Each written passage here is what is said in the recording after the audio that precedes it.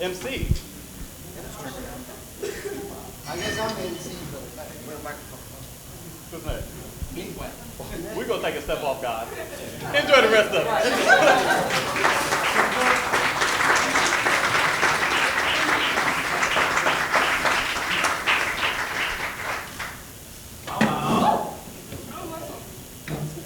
Hello. Just to correct, I'm not.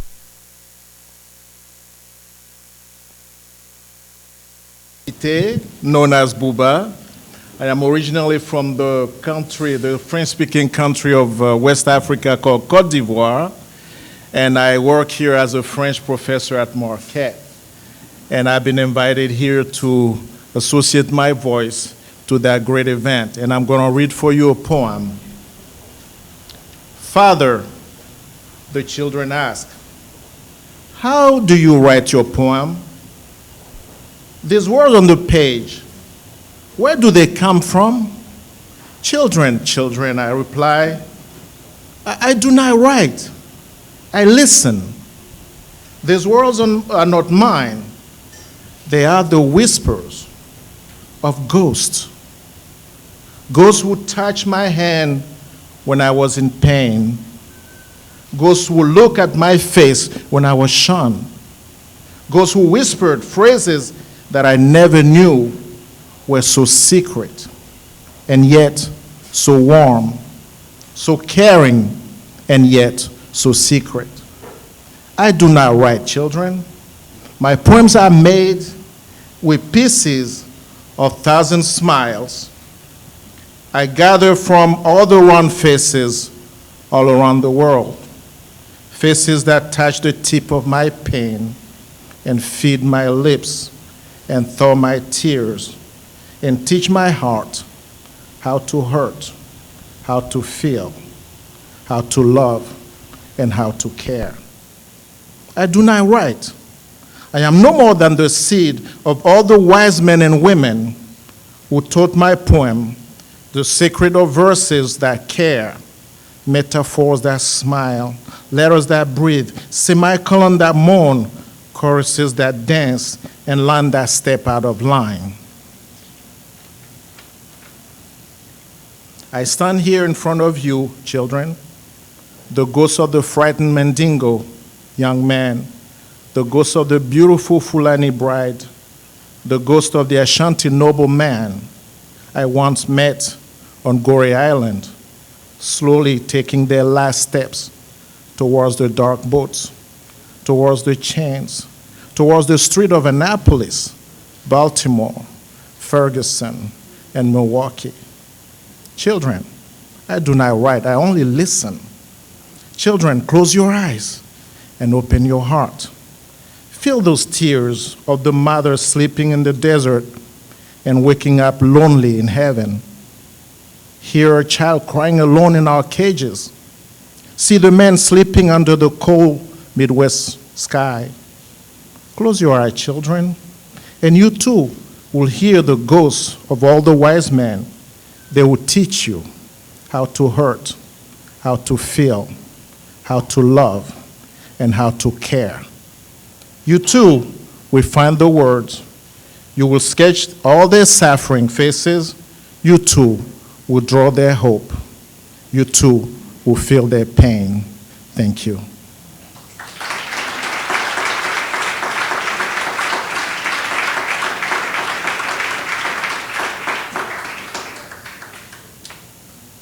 As in the traditions of my ancestors, I need permission from an elder to speak. May I have permission? Thank you very much. Welcome to No Studios. Won't y'all clap for that? No Studios. No, we gotta act like we wanna be here. No Studios. This is art activated. See, when we come here, we come with that kind of sadness and depressed mood. That's what it comes. So the reason why we are here is to celebrate. We're talking about art as a change agent. And when I look at it, I think of no better space in Milwaukee than No Studios. Because the word we often hear is no. And it usually seems like that's a negative thing. But where that no is inspired from the Japanese culture, it represents skill and talent. So every time I hear the word no, that just lets me know I got to put my skill and talent talent to work just a little bit to get to that next place. So welcome to the inaugural. That means we got to keep doing this. Social Justice Summit 2019. Clap it up for that. So oftentimes, especially here in Milwaukee, we hear about negative statistics. We hear about those things about racial inequality, about segregation and incarceration, human trafficking, poor health outcomes, all of these things that make us difficult. But what we're here to do to talk about today is injecting hope. And when we look at the word and the thing of art, activated, I want you to think really where that comes from. It comes from social justice at the intersection of art and using art as a change agent. And I come here as a witness, as a testimony. I grew up in the now notorious 53206. But if we can reverse engineer that, the 53206 I grew up in was filled with love. It was filled with hope and determination, with people who had hope for the next day. And as we start to see what started that decline, these are the things that we need to do differently to make it on the incline. I'm gonna tell you, I had this speech kind of rehearsed what I was gonna say, and then I met Brother Lawrence from Uganda. Brother Lawrence, raise your hand. Where you at? Look at this young brother right here. And you're gonna hear more about him tonight, but I said, what is the key to the healing? And he said, it's about forgiveness. First, I forgive myself, I forgive others, and then the next thing that comes is an injection of love. And he sees himself as a peace ambassador. So when we start to look about what we're doing here today, we're talking about healing the trauma. So it first begins within, and then it starts without. Today you're going to hear some wonderful stories. I'm looking at Sister Ali, and they know that it's not about the new school or the old school, but it's about the true school. They've been here for a while. Clap it up for them, because we're going to talk to them. And when we talk about true school, they're talking about healing our babies with the arts. When we start to talk about what's going on in Uganda with the Children of Peace, it breaks my heart what the children went through. But it warms my heart because when I see Jane's story, she said, you know what? I felt a need to do something, and it's up to me. But then she said, and it's up to us. So we must all feel a level of responsibility to do this. And when I talk about a level of responsibility, when we talk about art activate, it has to activate within our mind and within our hearts. And we have to ask ourselves, how committed to this am I? And when I think about commitment, I think about Kothi. Kothi celebrating over 50 years of healing. As a mental health therapist, most of the times when we talk about mental illness, when we talk about mental health, we talk about mental illness, and we never talk about the mental wellness. Well, we want to talk about how can we heal, but we also want to know how can we build from the very beginning. And so when I see my brothers coming up on stage, they're going to give me some of that drum. They're going to give us some action to put us in beneath. This is what we need to have to activate us when we think about this whole weekend. Because what started out as a Saturday afternoon has evolved into something greater that I don't even think the creators had in mind. It was just supposed to be in Milwaukee, but it somehow reached globally, all the way to Uganda. And then it landed in New York, the international capital of the world, but it stops right here in Milwaukee, the ground zero of where the work begins. So when we start to think about what we're doing, think about how we can heal and how we can build. I want you to think about what we're doing today with healing of the trauma, but then think about as we go on for the rest of this program, living the experience of the disenfranchised life where we know we have things to deal with as it relates to criminal justice reform, as the ills and the scourge of human trafficking, as it relates to housing and fair housing, but more so about protesting and how do we resist and how do we repair. Because when it comes to all of us, it takes all of us to make it a better place. The Social Justice Summit actually became a Social Summit Justice series. And as you are here today, what makes this beautiful is not just what we're doing here, but what we're going to do afterwards. So I need everybody in your heart to just take a moment to think about this as the drummers play. What am I going to do when I leave this place? How am I going to be intentional about the things that I hear, making them come to life? And when we start to talk about how do we make it come to life, what are you willing to sacrifice. Every true person who has a cause, who we greatly respect in the analytics of time, has been somebody who's been willing to pay the ultimate sacrifice. Whether we look at a Gandhi, a Jesus of Nazareth, a Martin Luther King, a Medgar Evers, a Malcolm X, a Mother Teresa who gave of her life the whole time. People who were willing to give and give and give until there was no more to give. So as we think again on this social justice summit, art as a change agent, how are we going to help? What are we going to do? I want everybody to know right here today, it's going to start with love. So what I want you to do is to find somebody right next to you. Give them a high five, give them a hug, give them some type of form of appreciation. And see, this is the arts right here. This is the arts. See how you smile and see what you're doing? We just increase your serotonin. So there's many ways in which we can help and walk this lane. But as the drummers play and you laugh and you feel, I want you to feel these good feelings. But I also want you to think about, what am I going to do? We're going to go on a roller coaster of emotions tonight. Take a time, take a minute if you need it. But even in that hurt and that pain, see how we can use that as a fuel as we motivate ourselves to go into the future. Welcome to the Social Justice Summit. You're in for something spectacular these next 2 days. I love you.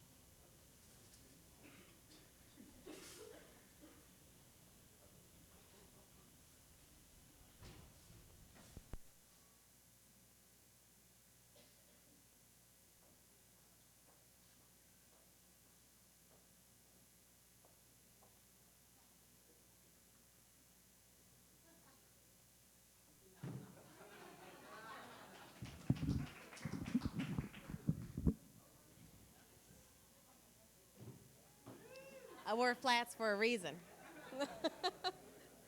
Hello, everyone. It is a pleasure to be here today, and it is an honor to help kick off No Studio's Social Justice Summit. This weekend, we will embrace diversity, we will appreciate creativity, and we will celebrate the power of people of color fusing their creativity with their commitment to change for good. My name is Morgan Phelps, and I am the founder of Colorful Connections. And for those who are unfamiliar with us, we are a social enterprise focused on increasing diversity in the communications and the creative industry. And if you're curious why I'm standing on this soapbox, it's because I have a lot to say about the need for diversity in the creative space. So, I am here today as someone who saw a problem with underrepresentation within the creative workforce. I am here as someone who got frustrated with the status quo and wanted to do something in addition to talking, shifting the balance of creatives and storytellers to reflect underrepresented communities.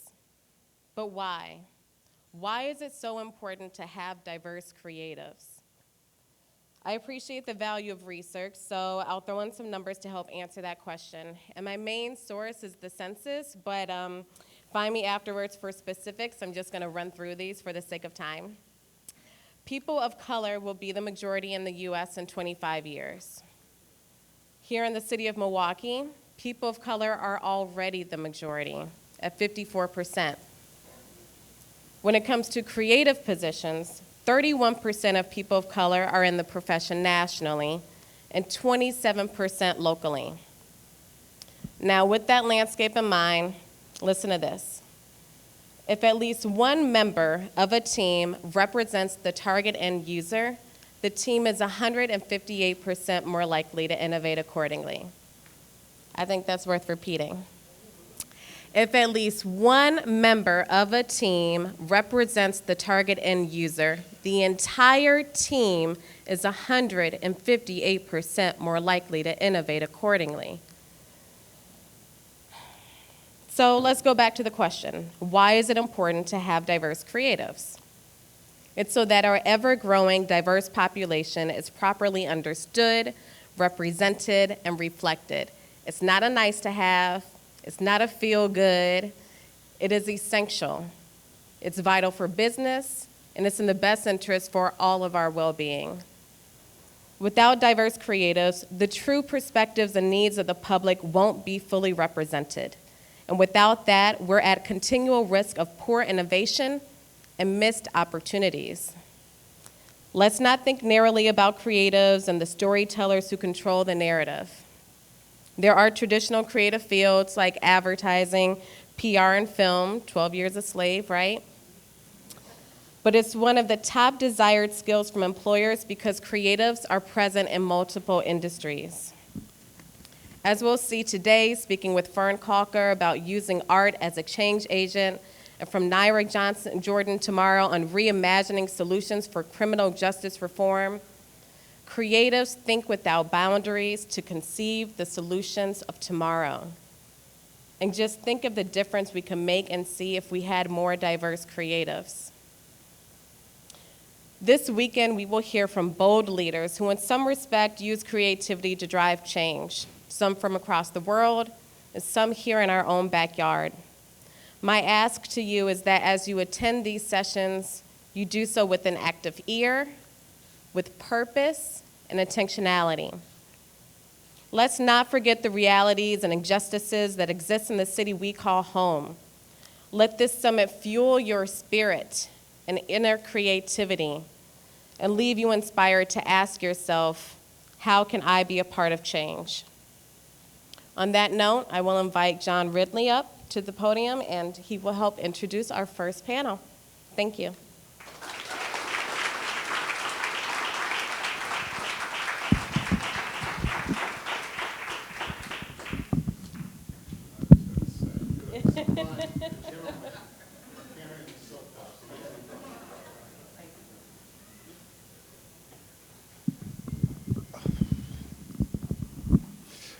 Thank you very much. Good evening. How is everybody this evening? Good, I hope. Thank you so much for coming out this evening, and I do want to keep my remarks very brief because there's some extraordinary conversations that are going to take place in a moment, so please steel yourselves accordingly. People have asked me, going back 4 years ago when we originally started No Studios, well, how do you explain it? What is it about? What is it they're actually trying to do? And early on in the process, it's a little difficult to quantify and explain your hopes, your dreams, your desire for the space. But over the last year, as we have taken this idea and really made it real, a way to sort of explain what we want to do has really presented itself. And so I just would love everybody in this room to just take a moment and really look around the room for a second. Just take a look around the room. Look at the kinds of folks who are here, the breadth of individuals that are represented in ways that are very clear, in some ways that are unclear, and that's all right and all good. But there are so many folks who have come here and chosen to populate this space and interact and talk and discuss and have a communal experience, and that's what No Studios is all about to me. I've been very fortunate and blessed to have worked in the arts. And over time, I've seen the way that people are engaged in ways that they can't really explain by art, by music, by dance. And what we wanted to do was create a space where people could socialize and have a communal experience, but socialize with purpose. And over 360 days out of the year, if it's just a screening, if it's spoken word, if it's dance, if people are just having a really good time, well, that's fine, that's great. But we also wanted to devote a little time during the year where those of us who are very fortunate enough to have advantages in life, and sometimes those advantages may seem very small. Just get up in the morning and feel safe, have a roof over your head, a job to go to, a family structure that can support you when you need support, and things that you can focus on when times are good, and you can lift up and raise up individuals. That not everybody has those basic circumstances in their life, and then beyond it, other things that are going on in the world that need to be corrected that sometimes we're not even aware of. Can we get together and socialize with real purpose? And that's what Art Activated is all about. And so I have to, first of all, thank individuals and corporations that have come together to support us in this first year. So American Family Insurance is one of our prime supporters. The Milwaukee Bucks, in and among the things they're doing representing this city, have chosen to be partners with us as well. Participant Media in Los Angeles has chosen to support us, and also on Sunday we're going to be premiering a new film of theirs that is not even open yet, Just Mercy, which very much fits into our narrative of ensuring equality for all individuals. And I also have to, of course, thank Marquette University, who are partners here at No Studio, but have very graciously opened their university on Saturday, and will be hosting what I believe is going to be an incredible afternoon of conversations. I also have to give a very special shout out. We have visiting professors from New York University who were very gracious to host Jane Ekayu and her students, who will be up here in a moment. But I'm a graduate of New York University, and I probably would not be standing here if it weren't for the things that I was very fortunate to learn and understand through higher education. And certainly making higher education a choice that is available to all students is yet something else that all of us should work towards as well. So I just want to talk very quickly about socializing with purpose and how that matters and how it brings us to this moment. So at No Studios, we love the concept of supporting artists that are obviously here in Milwaukee and making sure that they can do the things that they want to do and express themselves the way that they want to without ever having to leave the city that they love. But also, like myself, there are individuals who do leave, but never want to leave Milwaukee behind them. So at the last Tribeca Film Festival, we had a pop-up event at the Norwood Club in New York, which is very similar to No Studios. And as always, we try to socialize with purpose. And in that socializing with purpose, just meeting people and talking about their experiences, I met a very remarkable individual, Aviva Fierstein, who, while she was in school at university, when most of us were just trying to figure out how to make it around campus and not forget our student ID cards, she was figuring out a better way to assess terrorist threats in America after 9/11, and ended up working for the NYPD and the Boston PD and the FBI and the National Basketball Association, and then probably turned 30 right about that point. I'm not lying. I am not lying. And also worked with the Innocence Project, obviously helping individuals who were wrongly convicted receive some measure of justice, but also with individuals who had been incarcerated, dealing with trauma as they tried to reach a space of normalcy in their lives. And in the conversation, she told us about a really remarkable individual, Jane Ekayu, who in Uganda, by herself, started an organization called Children of Peace Uganda, which is dedicated to taking young men and women, young isn't even the right way to say it, children, who have been taken under the thrall of warlords, had weapons put in their hand and taught to kill, forced to kill. And taking these young men and women out of extraordinary circumstances and using art and dance and music as a way to help them heal and help them return to a space of some sense of normalcy in their life. So in hearing about Jane and hearing about what she was doing and how she was using art, it would have been remiss if we didn't reach out to her and ask her to come and share her experiences here in America, in New York, and very particularly in Milwaukee. I never want to compare tragedies. I never want to compare circumstances. Everything deserves to be looked at its own merits and its own challenges. But to be reminded what one individual can do with few resources and few funds, I think is a reminder for all of us that have some semblance of advantage in our life to ask ourselves, what are we doing to ensure that our children, if no one else, our children have the opportunity to grow up safe, grow up secure, have brighter futures, then what are we really doing? So I want to bring up Aviva and Jane in just a moment, but a few months ago, really only a very few months ago, Aviva returned to Uganda to sit with Jane, to talk to her, and to meet some of her students. And we sent a film crew over there. We put together a little documentary. It's very short, but we'd like to show it just to give you a sense of what Jane is doing in Uganda. And then Aviva and Jane and some of her students are going to come up and just talk about some of their experiences. So without any further conversation from me, we're just going to set up the screen a little bit, and we're going to play this. But again, thank all of you for choosing to be part of what we're doing here this weekend. And for those of you who are members, those of you who have supported us from the beginning, from the bottom of our heart, we could not do this without you.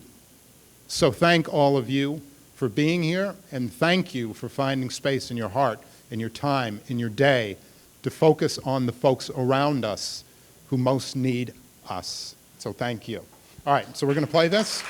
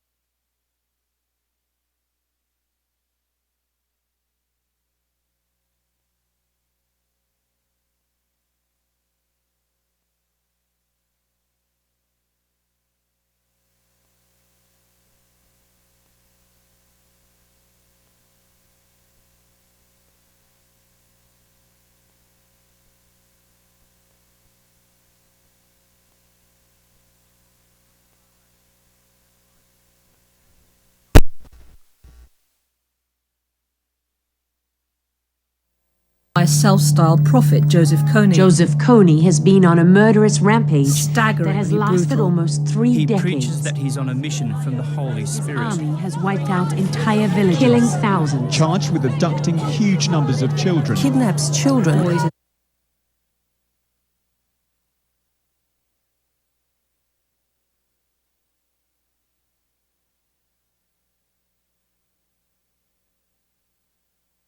The LRA has been terrorising northern Uganda since 1987. The Lord's Resistance Army. The LRA are led by self-styled prophet Joseph Kony. Joseph Kony has been on a murderous rampage that has lasted brutal. almost 3 He decades. preaches that he's on a mission from the Holy Spirit. His army has wiped out entire villages, killing thousands. Charged with abducting huge numbers of children, Kidnaps children, boys as young as 10, and turns them into fanatical young child soldiers, forcing them to kill and mutilate cutting off the innocent ears and lips, forcing thousands of girls to become sex slaves. of sex slaves. Over 20,000 have been taken. More than 25,000.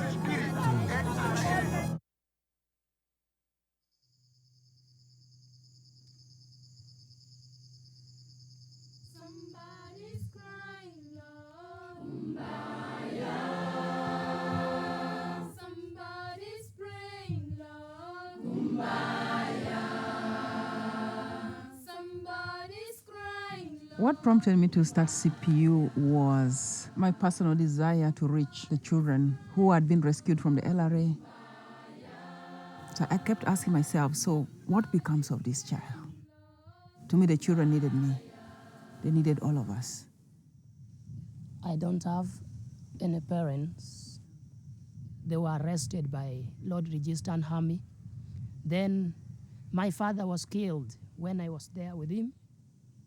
And that is the beginning of my captivity. I also participated in killing by force. and I also killed a person. I don't know my father. My mother did not tell me anything about him. Eno ko banijo miye. Bora dui moro. Chalda. When I left the LRA, others could tell me that I'm the child of Kony. Pono obedo mirna memi obedo kitu. I don't have parents. They were killed by LRA. And then my brothers and my younger sisters was also killed that day.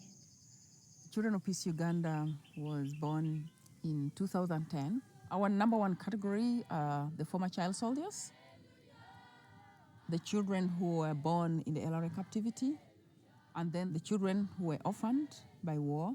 I have to say all my strength is coming from CPU.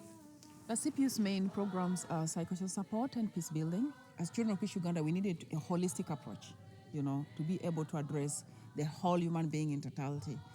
The creative arts help to bring out the real person. There are those who cannot express themselves in words. So it helps the child to express themselves, and then it helps the counselor to know how to help the child.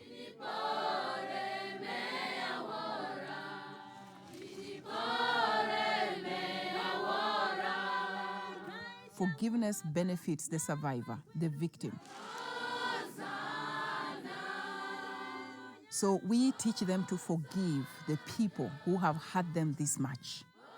When Mr. Dennis came back in the bush, to staying with him is not easy because it looked like a rebel who came here and killed our relatives. But when we keep on going through training, we sit as a friend, we share everything with him like that. We looked into it and said, okay, we can use music for healing. What activities helped you heal from the pain? Singing and dancing. Aya.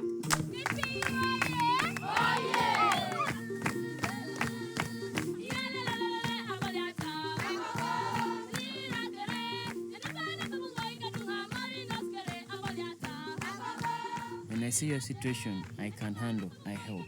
Here I used art. I help them make their wristbands, bracelets, earrings. They make paintings. I help them sell. I use sports also. When they're playing, they're not going to ask who was the former child soldier and who was not abducted. Everyone is just playing. We put all our interest in it, then all those bad things disappeared. We have education, we have the livelihood projects, and then health. In everything, we integrate the peace-building aspect of it. So this love now transformed me, not to be the Lawrence who was a rebel, but now this is a new Lawrence who is a peace ambassador. Children of Peace Uganda, we do fight for peace. every single human being is created with so much potential to be of help to another person in need. Children of Peace Uganda, we do fight for peace. Once this peace is inside them, that's exactly what they're going to give to themselves, and that's what they're going to give to the people around them. We can move freely, freely, we can live freely, freely. There is no more running like those days that we suffer. Children of Peace Uganda, we do fight for peace, ensuring change in the world and raising children's voice. We can move freely, freely, we can live freely, freely. There is no more running like those days that we suffer. We can move freely, freely, we can sleep freely, freely. There is no more running like those days that we suffer.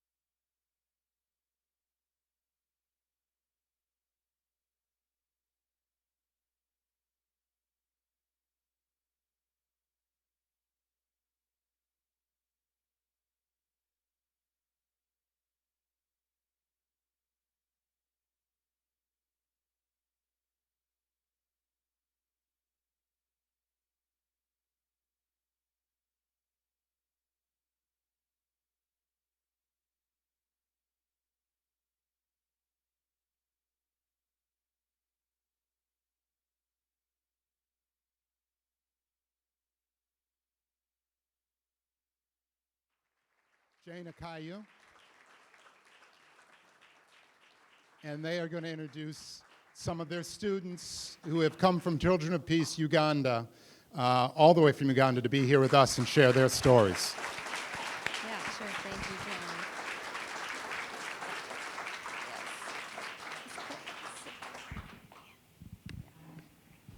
Thank you very much, John, for that kind introduction. And just to start, so we're all on the same page about the context of this war and what happened. Joseph Kony was a man who started recruiting child soldiers to become part of his militia 30 years ago. And over the course of 30 years, he's kidnapped over 66,000 children with the intention of taking over the government. And it was in that environment that Jane created CPU, recognizing that once these children managed to escape from the LRA or were rescued, they needed to transition back into society somehow. And so 5 years ago, I decided to volunteer at CPU, and when I first arrived, I saw 50 kids playing soccer together and singing and dancing. And I had assumed initially, because this was a child soldier rehab center, that all of them were child soldiers who were being rehabilitated. But I soon discovered that I was mistaken. Some of them were former child soldiers, but a lot of them fit other categories of children who were affected by this war. Some on opposite sides of the war.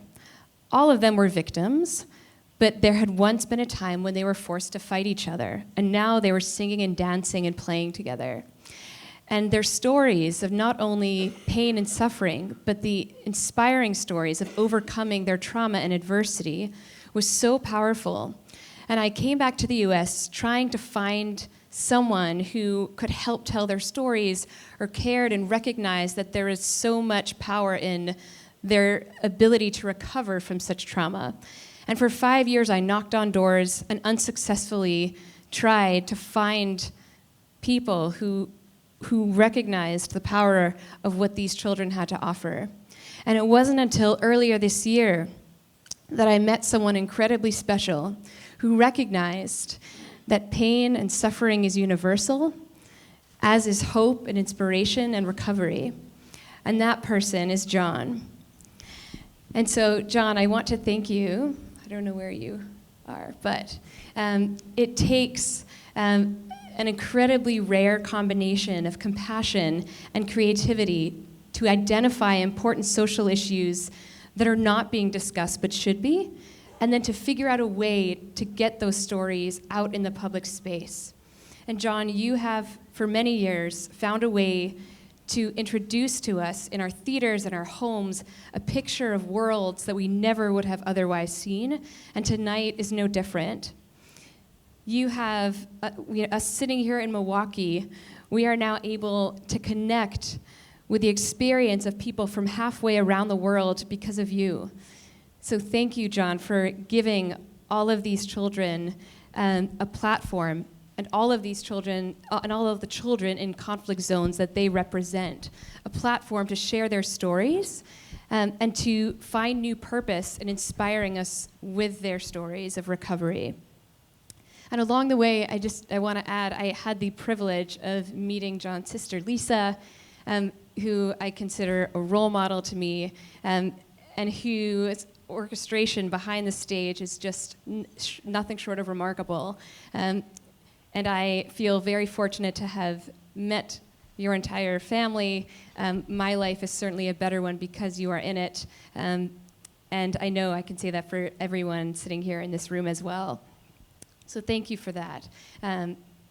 So to get us started, I will just mention that Jane wants to add a note about some of the stories we're about to hear. It's hard to hear some of these stories, but Jane, why don't you chime in there and just give us a heads up? Hi everyone, thank you for coming.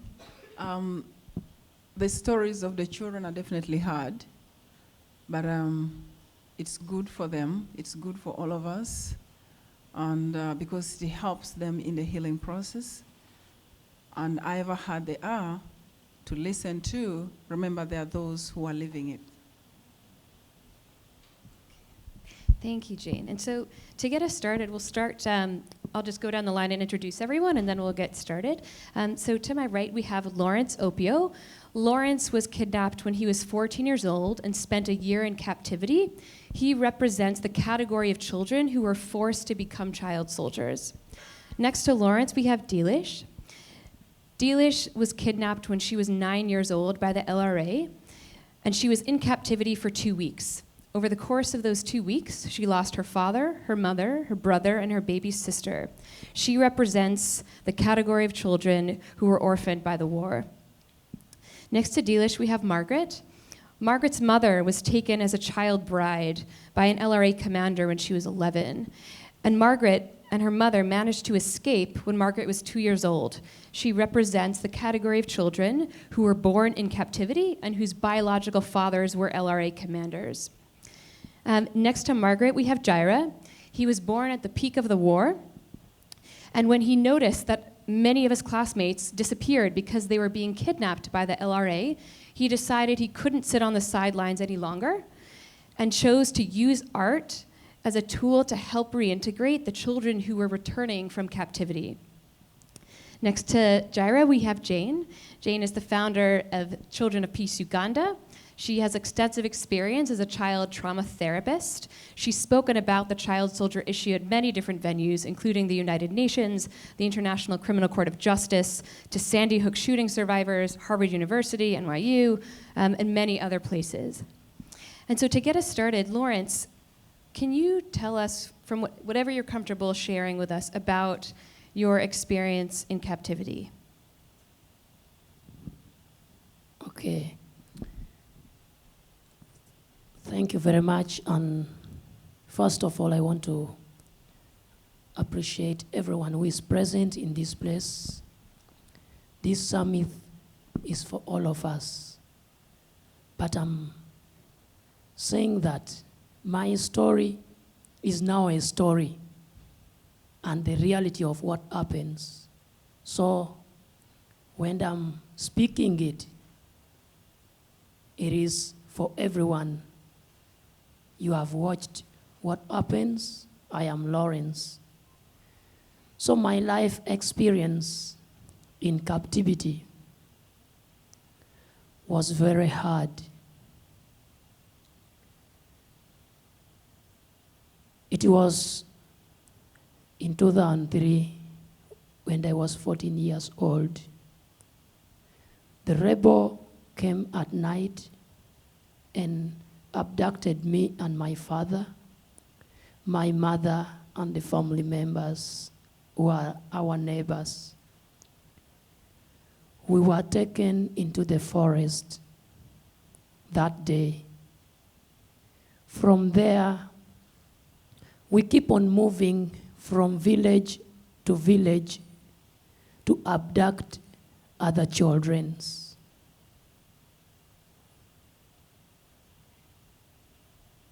Then, very many challenges took place. Very many people were killed. Other people, their head was chopped up by machete. Others were chopped into pieces and put on fire as the food, and we were forced to eat. There was sexual abuse and killing the people from the same family by putting the knife between the two best friends and telling one another to kill the fellow. And that day, my dad was killed when I was seeing. Then, very many people who died that day, there were very many. Even the families were burned. And children were killed by pounding them into the pistol, using pistol and mortar. Then after 2 weeks, we keep on moving from that place. They also told me that I received the gun and I shoot with an old man. I did not refuse because I was fearing about my own life, that if I refuse because my dad refused to kill someone, they're going to kill me. I received the gun, I shoot the person by force.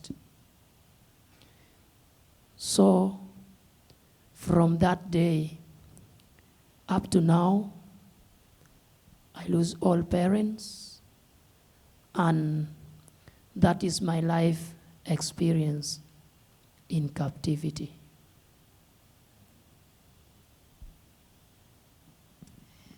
Can you talk about how the arts helped you heal and come to a place of self-forgiveness?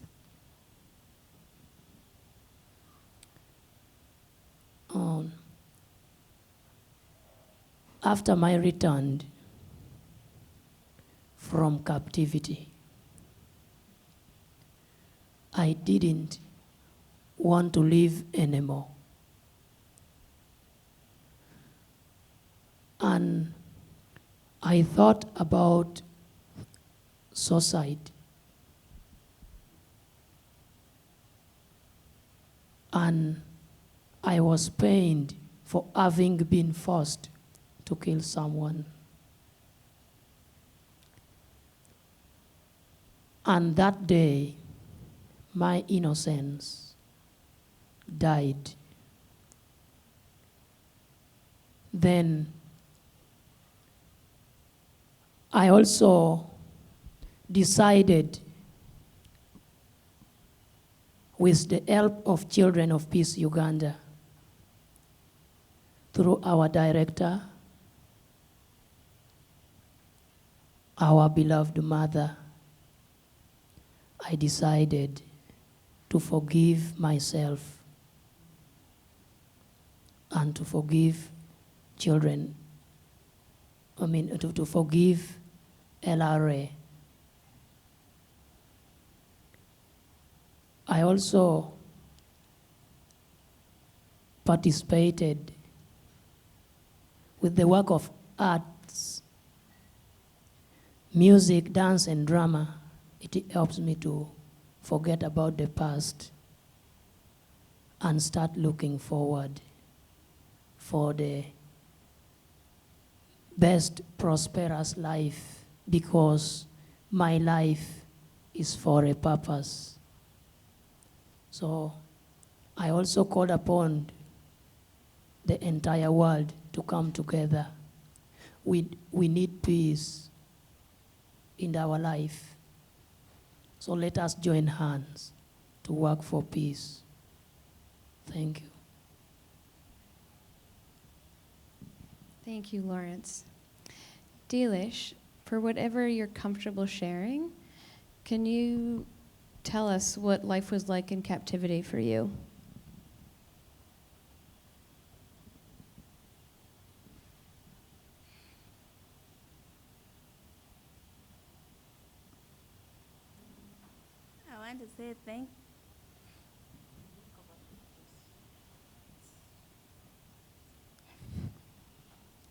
I want to say thank you for everyone who are here. My life in captivity is a long story, but I'm going to make it short. It was at night when we were sleeping inside the house with my parents. Rebel came in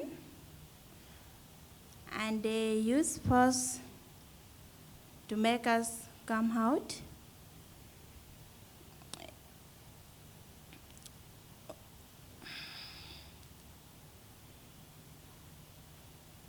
And what happened is that my father refused to come out because he used to know that LRA, when they got you, you may lose your life or not. So my father refused to come out. He said, for me, I'm not going to take my body away from here, because whether I'm to come out or not, you're still going to kill me. So I don't want to go and suffer on the way or doing anything else. You'd rather kill me here. So my father remained inside the house. When he remained, they said, okay, you want to show us you're strong. So those people, they set the fire on the house, and the house get burnt with my father inside. And from there, me and my mother and my elder brothers and my baby sister, we started moving with the rebel. And on the way, we found the old woman. And then they asked her, why are you here? People have run away because of us, and for you are here.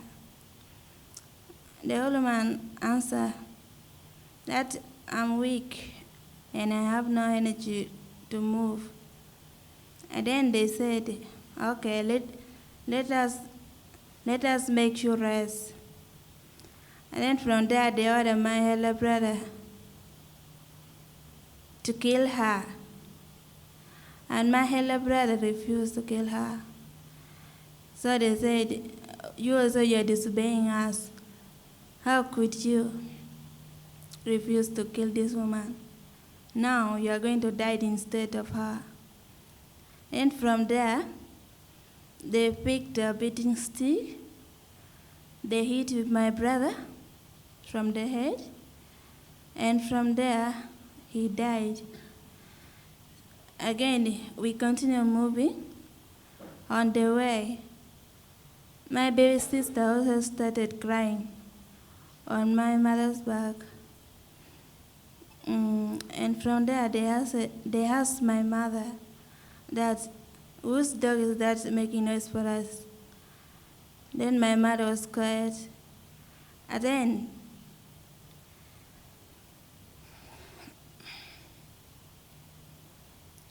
they asked my mother to give them the baby. Then my mother was just there. Then they went by force and removed the baby away from my mother. And they held the baby from the leg, upside down. They hid the baby on the tree, and my baby sister died.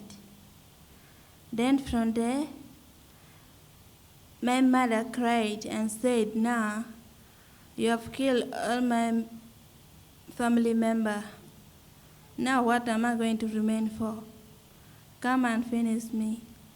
Then from there, they also picked the caning stick. They hit with my mother until she died.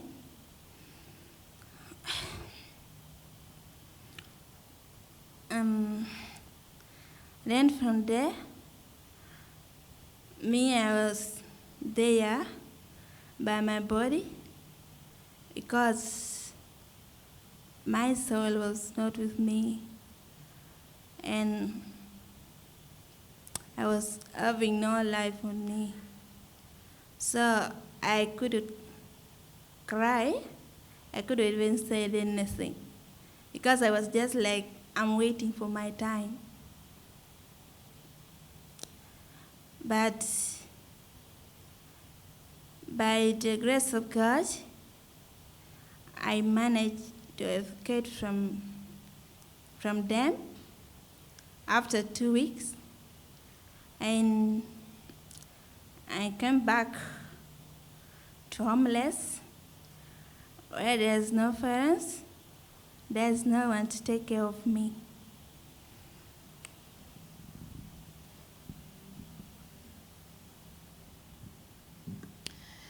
Thank you for sharing that with us, Delish. How do you feel towards the rebels now for having cost you so much?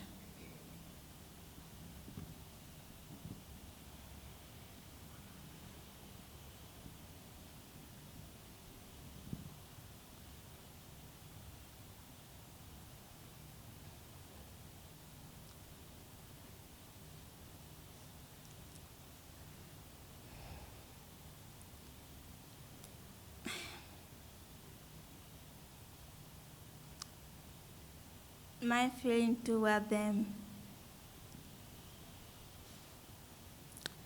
what they caused me is too much for me to feel good about them. But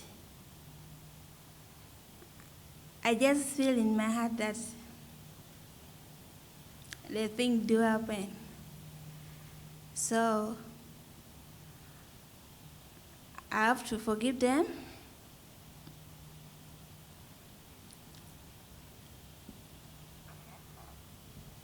I have to forgive them, but what they have done is unforgettable. So I have the feeling that I have forgiven them because whenever I think about them, I just feel like it has happened. So there's no way I can return it back like the way it was before. So that is why I feel like I've forgiven them already.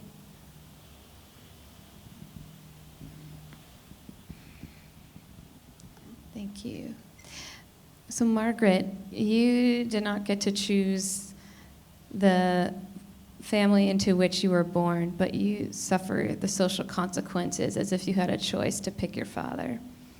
Can you describe what some of the stigma was like when you returned home from captivity?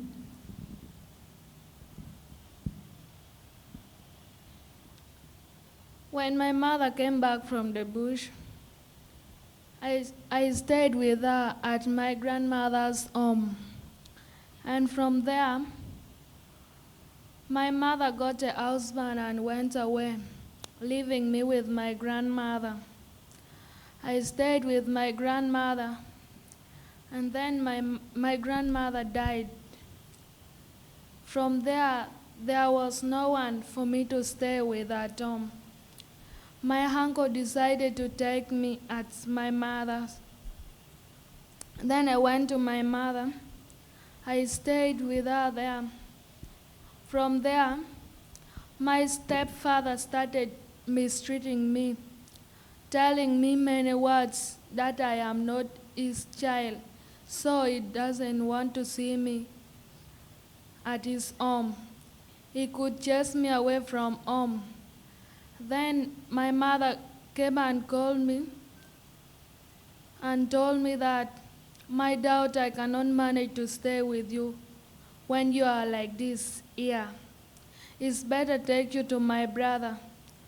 And my mother decided to take me to my uncle. From there, when I'm playing with my cousins, they could tell me not to touch anything of theirs. They could call me that I'm the child of the rebels. And from there, the wife to my uncle could send me to the borehole at night to fetch water. She could make me to cook food, and when the food is ready to be eaten, she could send me away to do some work, and when I'm back, I cannot get food to eat. And my uncle decided to take me to school. From school, my friends could call me that I'm the child of rebels. And from there, I started staying alone because I never wanted to stay with them. I never wanted them to call me like that again. But by God's grace, I met an organization called Children of Peace Uganda, and right now I'm talking. They're supporting me at school.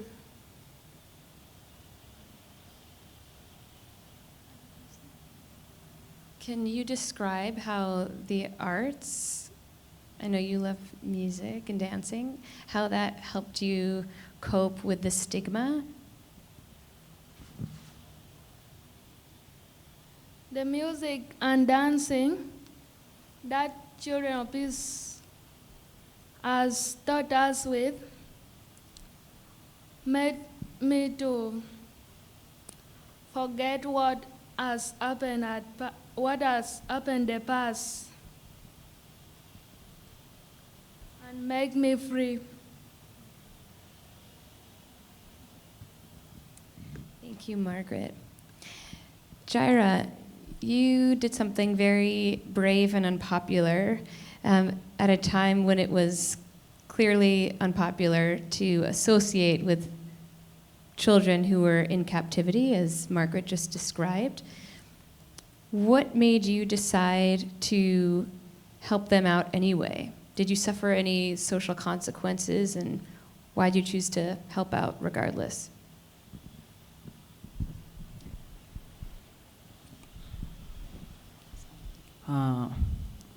Yes, I did face a lot of social consequences being in contact with these children.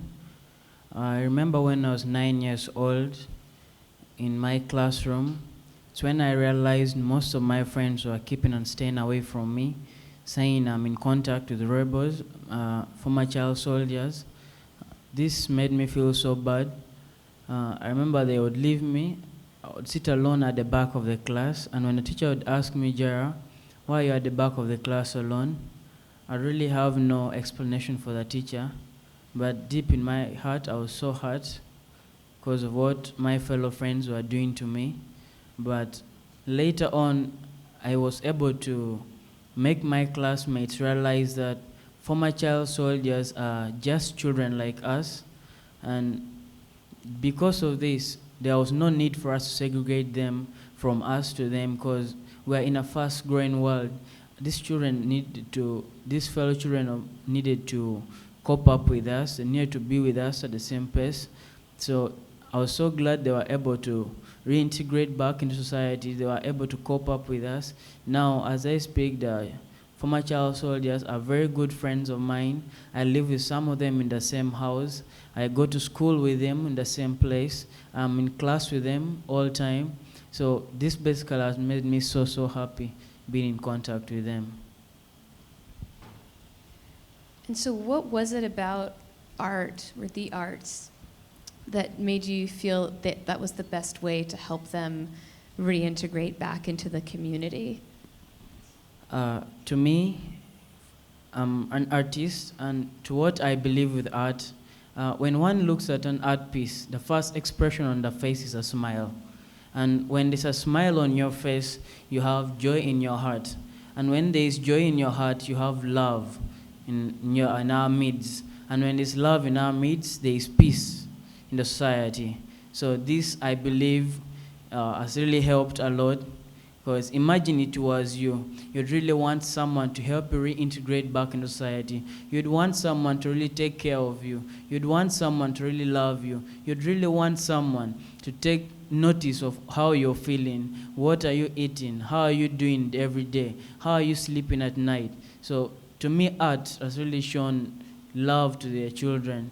And whenever we sit together at home, we do simple art pieces, we do wristband making, we make earrings, those who do paintings, dancing. So this basically brings a lot of happiness amidst us, joy together with the children. And I believe art is the greatest source of happiness to one's soul. Thank you, Jara. So Jane, given everything we just heard, can you explain how you were able to get children on opposite sides of a war to play together, to sing together, to make art together? How did you do it? Oh.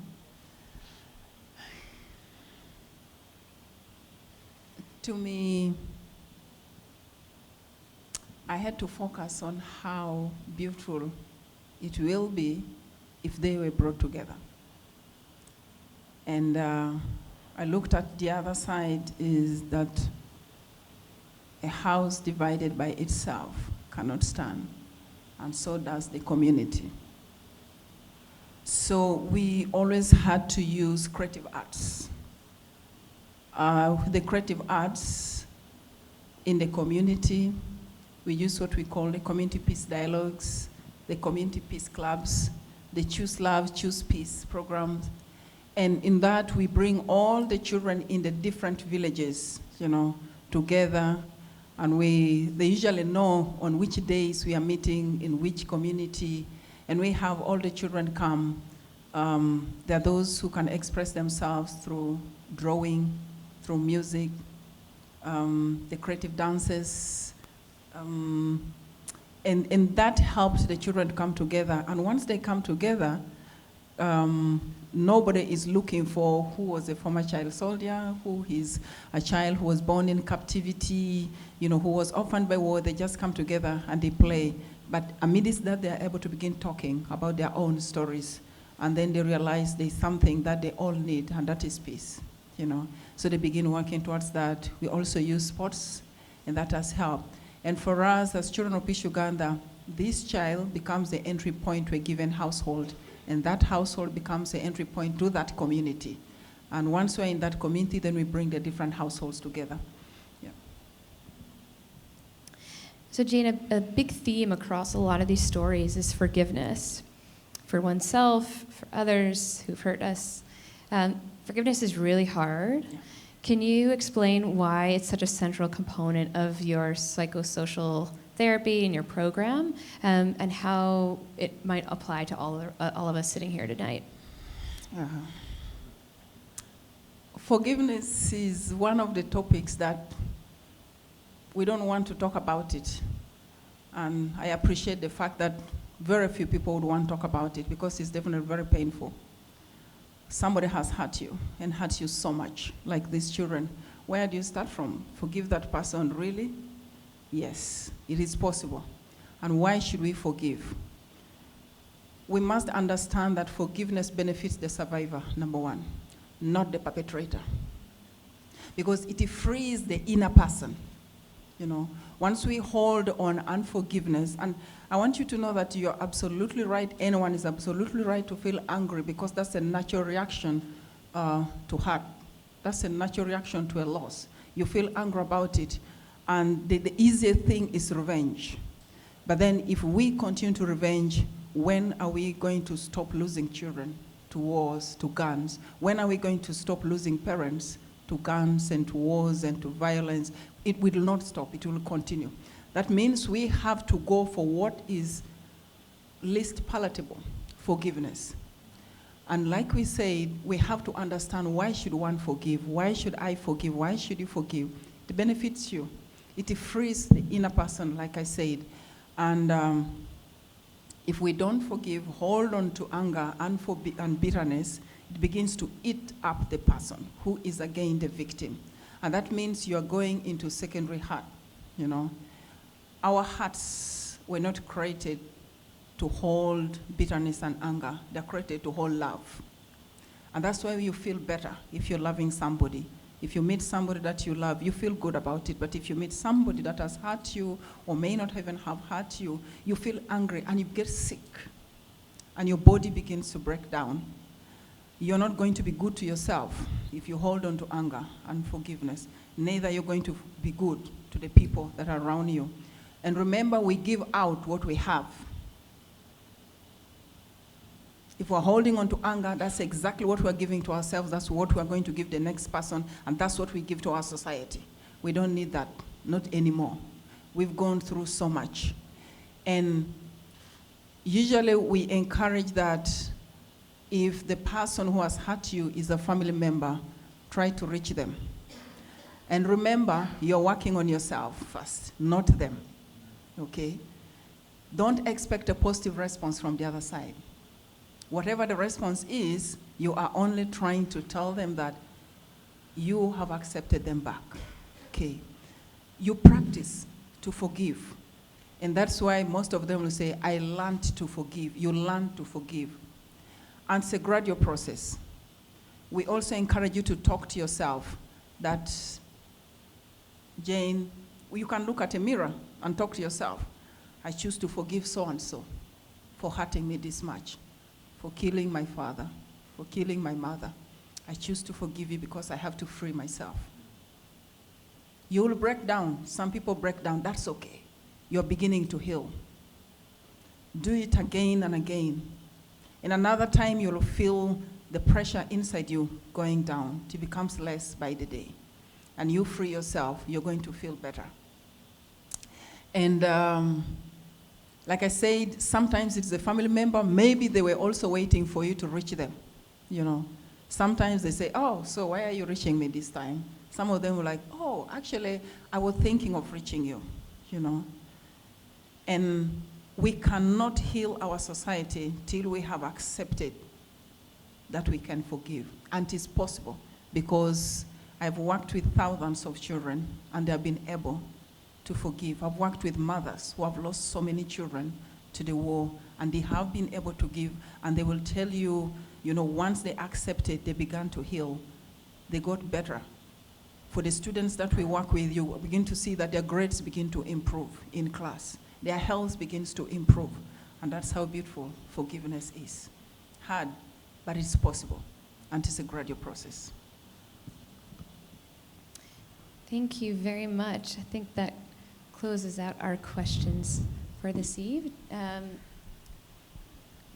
think the group wanted to, the group wanted to say thank you. And maybe if they have some questions. Oh yeah. Lisa, did we want to do Q&A? Q&A or no? Is there time for Q&A? Yes, okay, great. So if anyone has questions for any of our students here, please feel free to ask. Anybody has a question?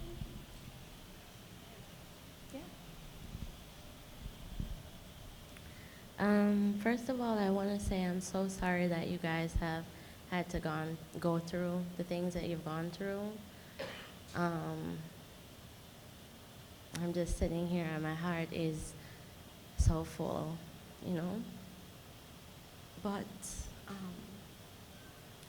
my question is, with everything that has happened, do you feel now that you could go out into the world and just be like the biggest beacon of light now that this has happened from sharing your story? Because I really think you guys are a beacon of light just for being this brave to come and share your story. Okay?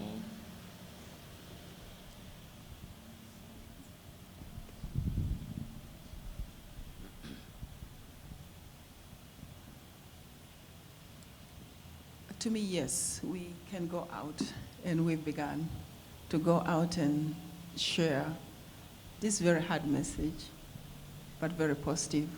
This morning, we were at the North Division School, and just students were picked randomly. We were with about 8 or 10 of them. And these students shared their own experience, and we asked the other side also to share their own experience. And you know, it was, when I left, I said my heart remained in that school because I really want to go back there. The students it resonated so much, the pain they have gone through here in Milwaukee and what these other students have gone through in Uganda. I loved when the other students said, you know, at least you have somebody that is able to listen to your story. I watched my own cousins being murdered, and I've not been able to tell anybody, you know. And they said, some of them said, we found that we didn't know there are other children who have gone through so much pain more than even what I have gone through. That's what one of the girls said. And to me, what you said, we've taken it very seriously because we realized that the children are hurting so much. There is so much bitterness among the students that we met today in this community, and yet it's possible to help them heal, just like these ones and 1,000 others. Because if we don't do that, it's not okay. It won't be okay. The truth of the matter is, if you research a little about the suicide bombers, the terrorists, most of them were hurt, probably as children or as young people, but it was not dealt with. And once they want to revenge, they're not going to look for somebody who hurt them. They're going to do it in a supermarket. They're going to do it in a train. We have to help our young people heal if we are going to change a generation that's going to be peaceful. Remember, today they're still students, but they're going to be, probably they're going to, one of them will be the mayor of Milwaukee. Another one is going to be the principal. Are these people that were going to, you know, entrust the children to the next generation with all that bitterness? No. They have to be helped.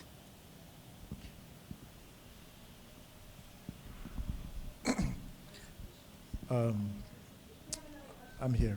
Yes.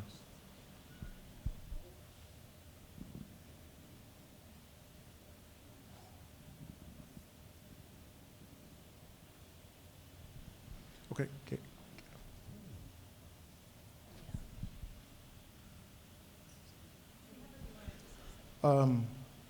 Can I ask a question? Okay, thank you, Jen, and thank you to all of you for sharing that experience with us. When I was listening to the young people speaking, there's one thing that I could feel through their hesitation, through the pain, through the silences. And I'm wondering if, and I guess, you know, it's certainly a bad question, but I'm wondering if this experience of sharing with complete strangers, the deep pain that you can feel from here. I mean, were you able, Jen, to experience the usefulness of it, or Is it, I mean, did it backfire in some circumstances? I mean, I'm hesitating, but I have to confess that I feel very uncomfortable to be sitting here and listening those painful stories when my little stories, I have problems sharing them. And what is the usefulness of this experience?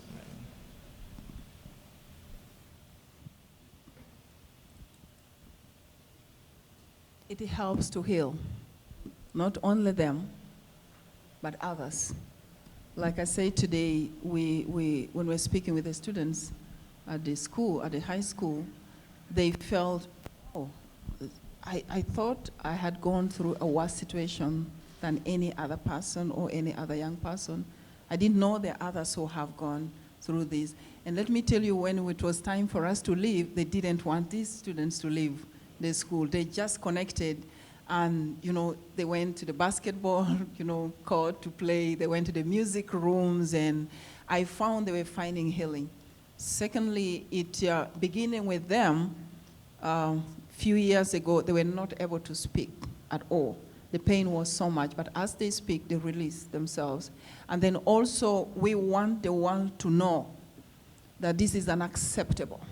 We cannot have our children subjected to that level of abuse, and we remain saying, oh, we can't talk about it.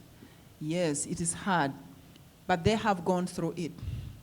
We have to listen so that it helps us to figure out what do we do. We can't have this continue.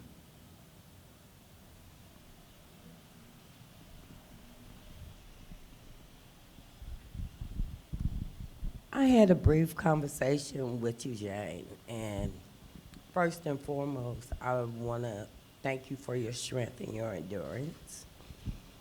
I'm Dontre Hamilton's mother, and Dontre was murdered. And sitting here, hearing your stories is so encouraging to me. No child should have to endure that type of pain and trauma. But I want to thank you for continuing to tell your story. You will get stronger as you tell your story, as you heal. And you will become that beacon that she spoke about.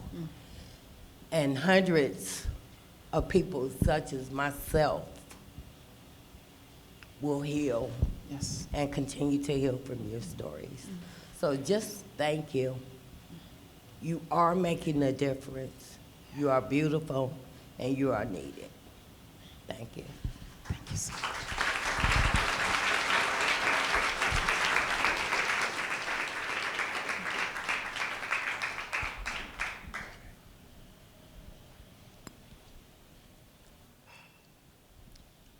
Can we just close our eyes for 1 second?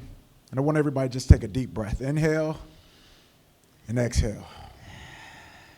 Let's do it one more time. Inhale and exhale. Let's open our eyes. We've heard a lot, and it hurt us. But we have to use that as fuel to generate what we do. That's what today is about.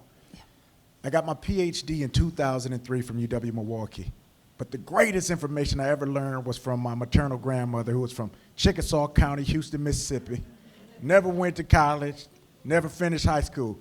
She said the best way to heal yourself is to help others. Yes. They just helped us. Yeah. Yes. And what I want us to do, because it's draining to tell that story, so since they just helped us, why don't we stand to our feet and help them? Let's show them some love by our hand claps. Let's show them some love by our looks, by the energy, by the vibrations and frequencies we give to them. At this time, we are going to take a 15-minute break. But on your break, I want you to tap one of these young people on the shoulder and tell them that you love them, tell them that you're proud of them. Let's refuel that energy back for them as we take a small break and come back. God bless you.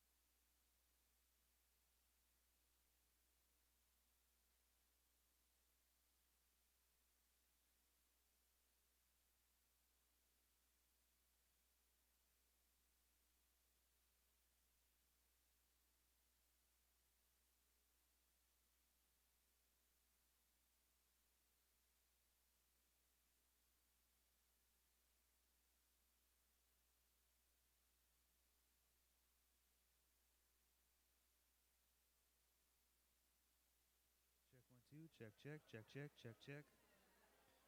Check one, check, check, check two, check, check 1, 2, check 1, 2, check, check 1, 2, 1, 2, 3, 1, 2, 1, 2. Check 1, 2, 1, 2.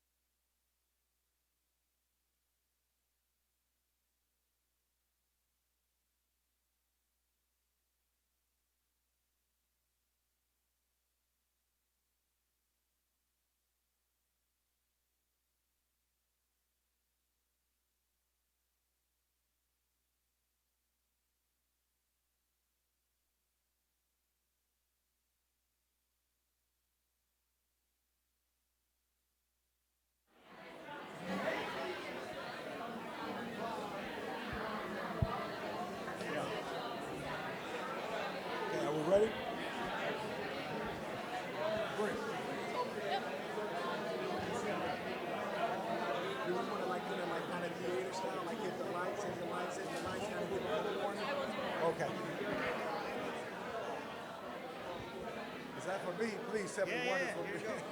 But I want the ladies to have one first. Oh, it's enough. Okay. I'll put them out for everybody. Give me one. I can take it over here too.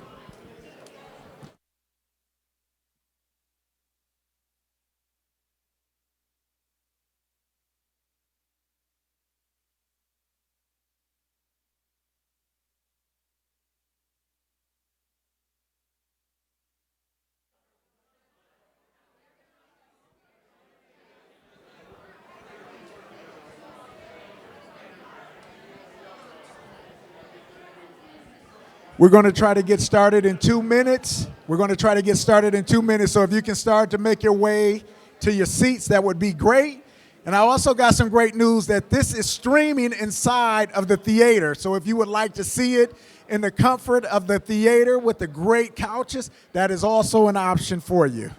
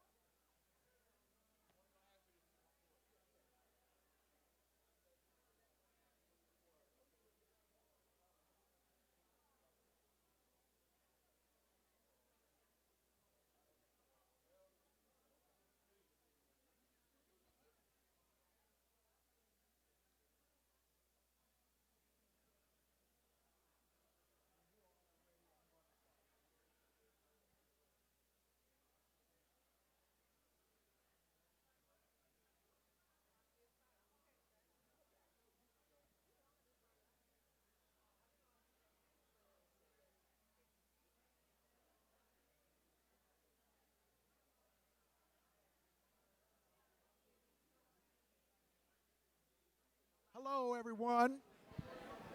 We want to welcome you back. I know how it is sometimes with the break, we get a chance to talk, and it's hard to get back to what we're doing, but what we want to do is respect everyone's time And as we said before, you're welcome to have a seat here. If you would like to talk a little bit, because we want to make sure that the noise level, the decibel level is down, there is a theater where you can be able to watch a live stream in the comforts of a theater-style couch. But what we want to do right now is just to kind of bring it back to what we're doing. And when we talk about healing of our trauma, we obviously had talked about some things that were really heavy. But now what we want to do is to kind of shift. We want to transition and to talk about the arts and how it can be activated. And so what I'm going to do is I'm going to start with Sister Fern. She said, why me? And I listened to her speak for 2 hours in a row. She gave a beautiful, beautiful rendition on going over Kothi's 50th anniversary, and she used as the backdrop John Coltrane's Love Supreme to talk about her motion and her gift and what she did. And one of the things we talked about, we love people who give. You've given over 50 years, though it don't look like it. You've given over 50 years of your life. Can you tell us a little bit about that journey and how you've seen it heal our community, and specifically in Milwaukee, as you've seen it go from one of the best places for people to live, specifically of color, to being not the best place to live, and how the arts have still helped despite those changes? Well, I have to first start off by thanking John Coltrane, who, through his music, taught me about the importance of melody, notes, space, time, essence. As a kid in college, I was looking for me. The young people that I have worked with in Kothi over the 50 years were all in search of them. And I couldn't find me at the university because I was taking all these classes, and I took a class that was called The Arts of Man. And I waited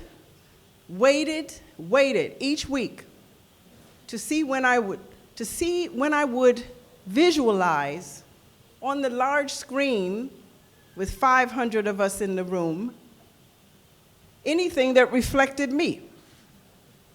Wasn't there. And so I asked the professor one day after class, I said, you know, we just finished looking at Picasso, who you call the father of Cubism. Looks mighty African to me. Looks mighty African to me. So I was born in a little country in West Africa. A lot of you probably don't even know this, called Sierra Leone. I understand my sister here. I was trying to figure out what I can possibly say after those testimonies. Because in my country, we have the same problem in Sierra Leone. I have family members who were slaughtered. I have family members, because of who my family was, had enough funds and other family to be able to leave Sierra Leone right before the massive massacres were happening. I understand very well what this woman has done. She hasn't even told you anything close to what she has had to go through. Understand that. So, 1969, I went to Ghana, and I stood in Elmina Castle, and I stood at the door, the window of no return, and I wanted to be a modern dancer with the Alvin Ailey Dance Company. And I stood there and I asked the ancestors, I remember this, I put my hands on the wall. And I said, what am I really supposed to do? Because I was doing modern and ballet, and the ballet teachers were telling me, because I'm still on a mission to find out who I am. And the missionary, oh, don't let me get started on that.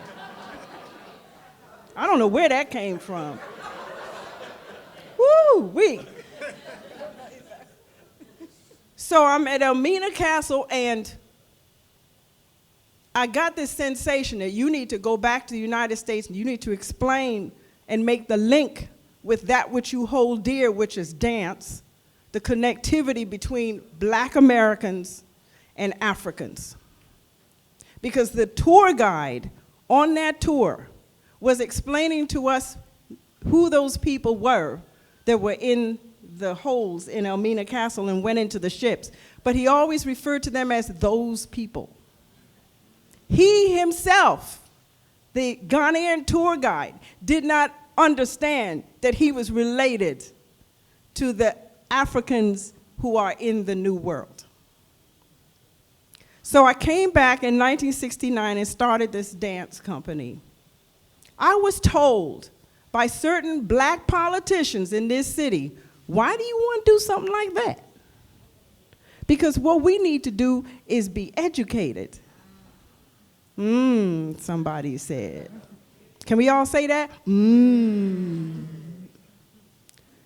What we heard this evening was music, song, dance, art therapy, sports, body movement to help open up the soul.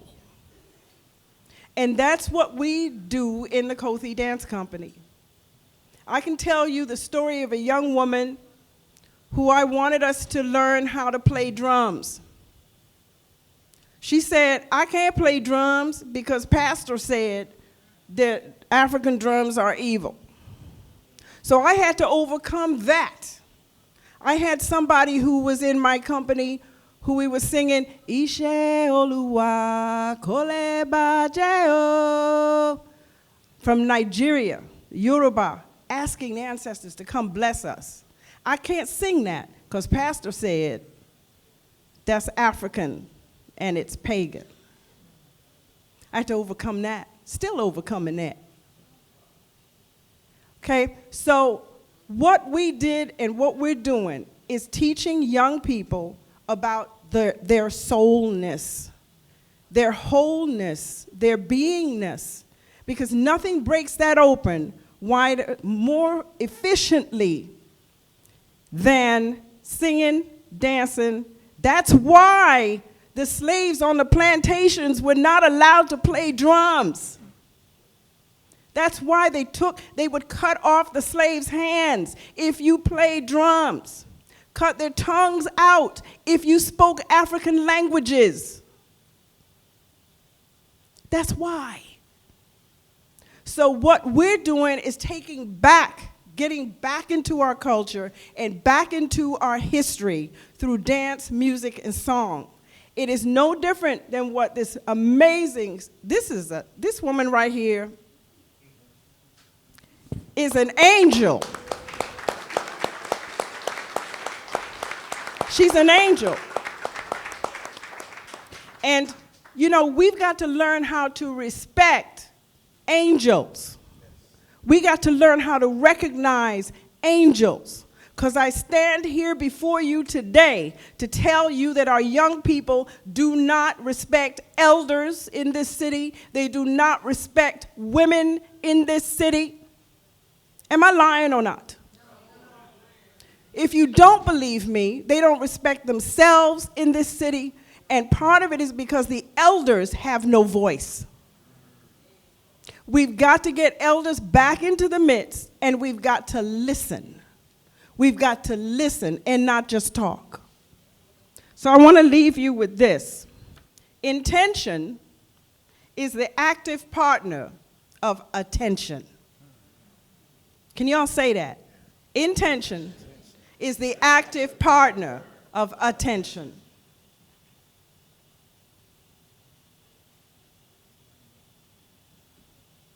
And the last thing I want to say How do you rate pain?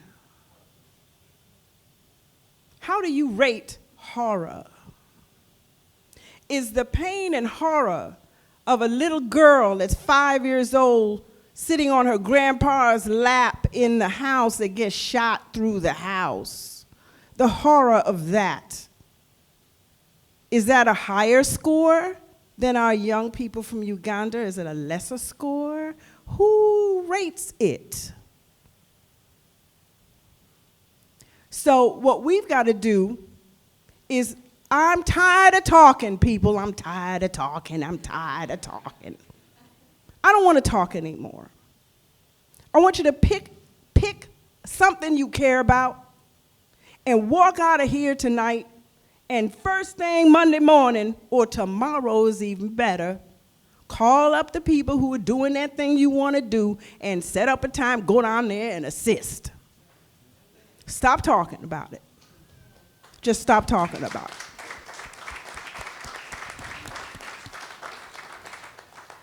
And I want to say this to you. I am not alone. I knew I wasn't alone. But seeing you today, I know I'm not alone. I know there is a we. Because my sister from Africa, Uganda, and me from Sierra Leone, we got work to do. Amen. We've got work to do. And the men, the brothers and the men in the room, get busy.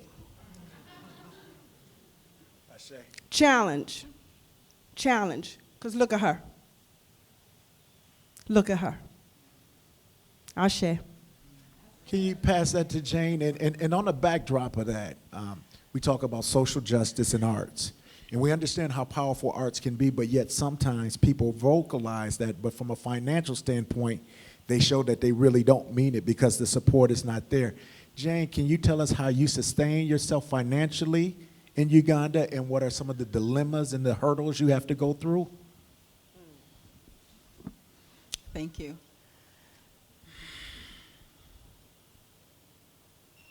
First, I got to have faith in what I believe in. I believe in creating peace. And creating peace is not free.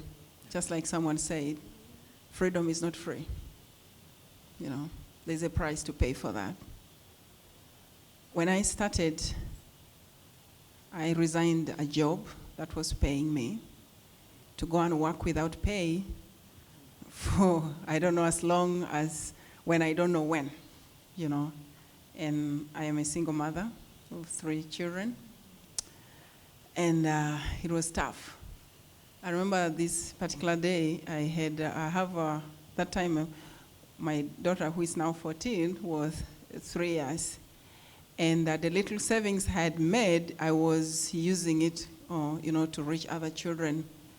And that means I had to reduce the quality of food they ate so that I'm able to share what I have with other children who didn't have mothers. I remember I told them, so this particular day, I remember I served those who come from Uganda, you know, when you're eating portion beans, you know, for 2 weeks, and that's what you're serving your children for 3 weeks, because I'm trying to split the little that is there with other children who are living alone in households without parents. I remember I told them that, you know what, this mother of yours, you are sharing her with so many other mothers.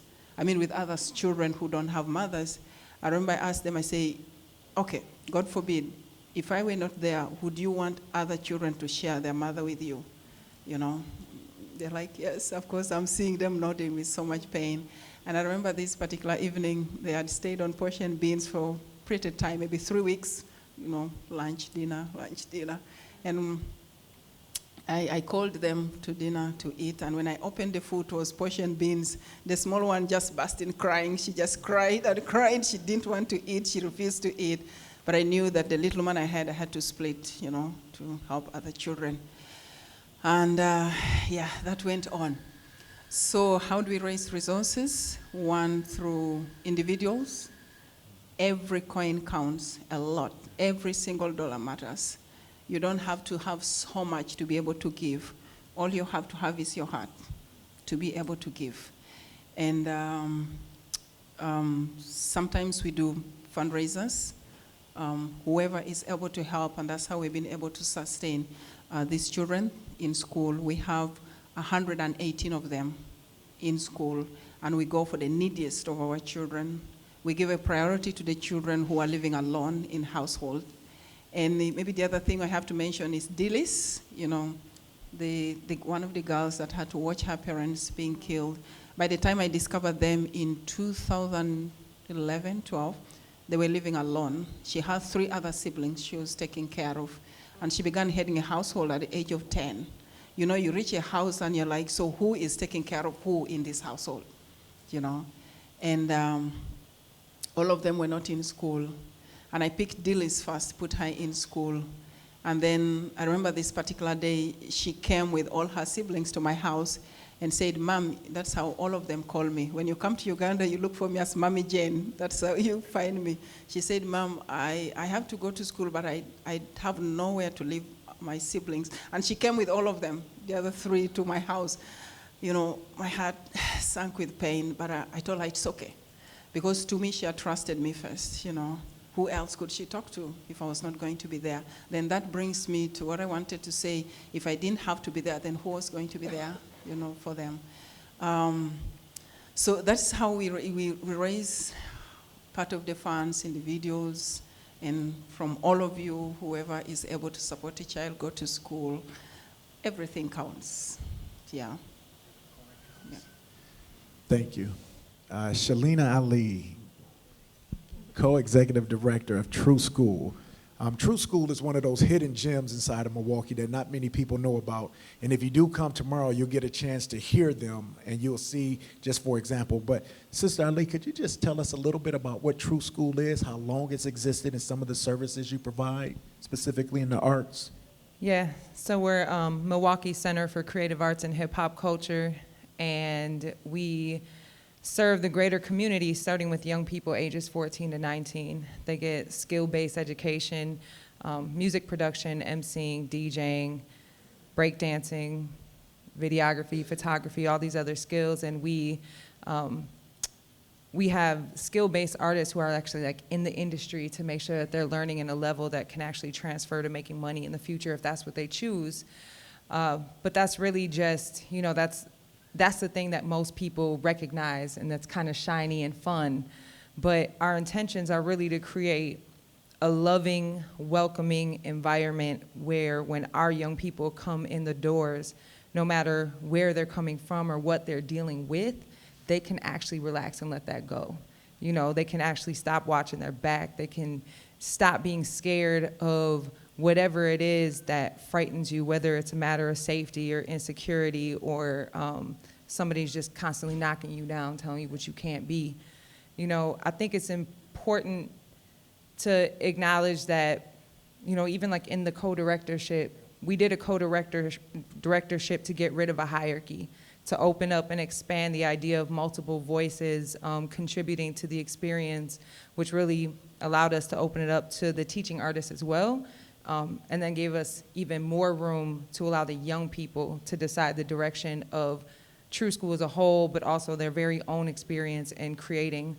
And then the other part of that, as they're developing the skill, as they're being in an environment where they're loved on and they're just kind of growing, we then partner with other organizations and businesses to do project-based art, so where they're getting paid to do it. You know, so even a 14-year-old is getting a $300 stipend for creating an interactive booklet for Sculpture MKE, or creating music and videos talking about environmental issues. We have an entire aquaponics system because we work with Milwaukee Water Commons and Groundwork Milwaukee.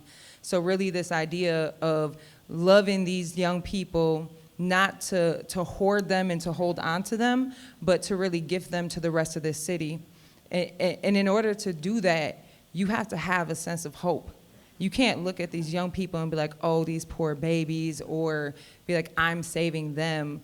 No, we approach it as it is our honor to serve. It's our duty, it's our responsibility. These are our children. And we know that even we're coming from these communities, so we ourselves are evolving from some of the experiences that we had growing up, but also tapping into what is literally so beautiful about our families, our cultures, and our communities. And really, instead of, because I'm just gonna say it, because I don't know how to dance around things, but the whole like white savior complex coming into our communities and babysitting our kids to get them out of the way and the annoyances of, you know, the way society sees them is not what we're doing. We're literally bringing our culture and our parenting into this and creating a home, and we're literally seeing our young people succeed. So, hey, clap for that. Okay, go ahead, Sister What Fern. my sister just said is so important, because we're at a point, a critical point, a tipping point, where we've got so many kids in Milwaukee, for example, who need to have role models that look like them. And I'm not trying to be racist, but I'm going to say this. If you're white and you don't have any real experience with black people, then you need to step aside and support a black person who can get in front of those black kids and talk the talk that they understand. Let me tell you why I can say this, and I'm not meaning to be racist.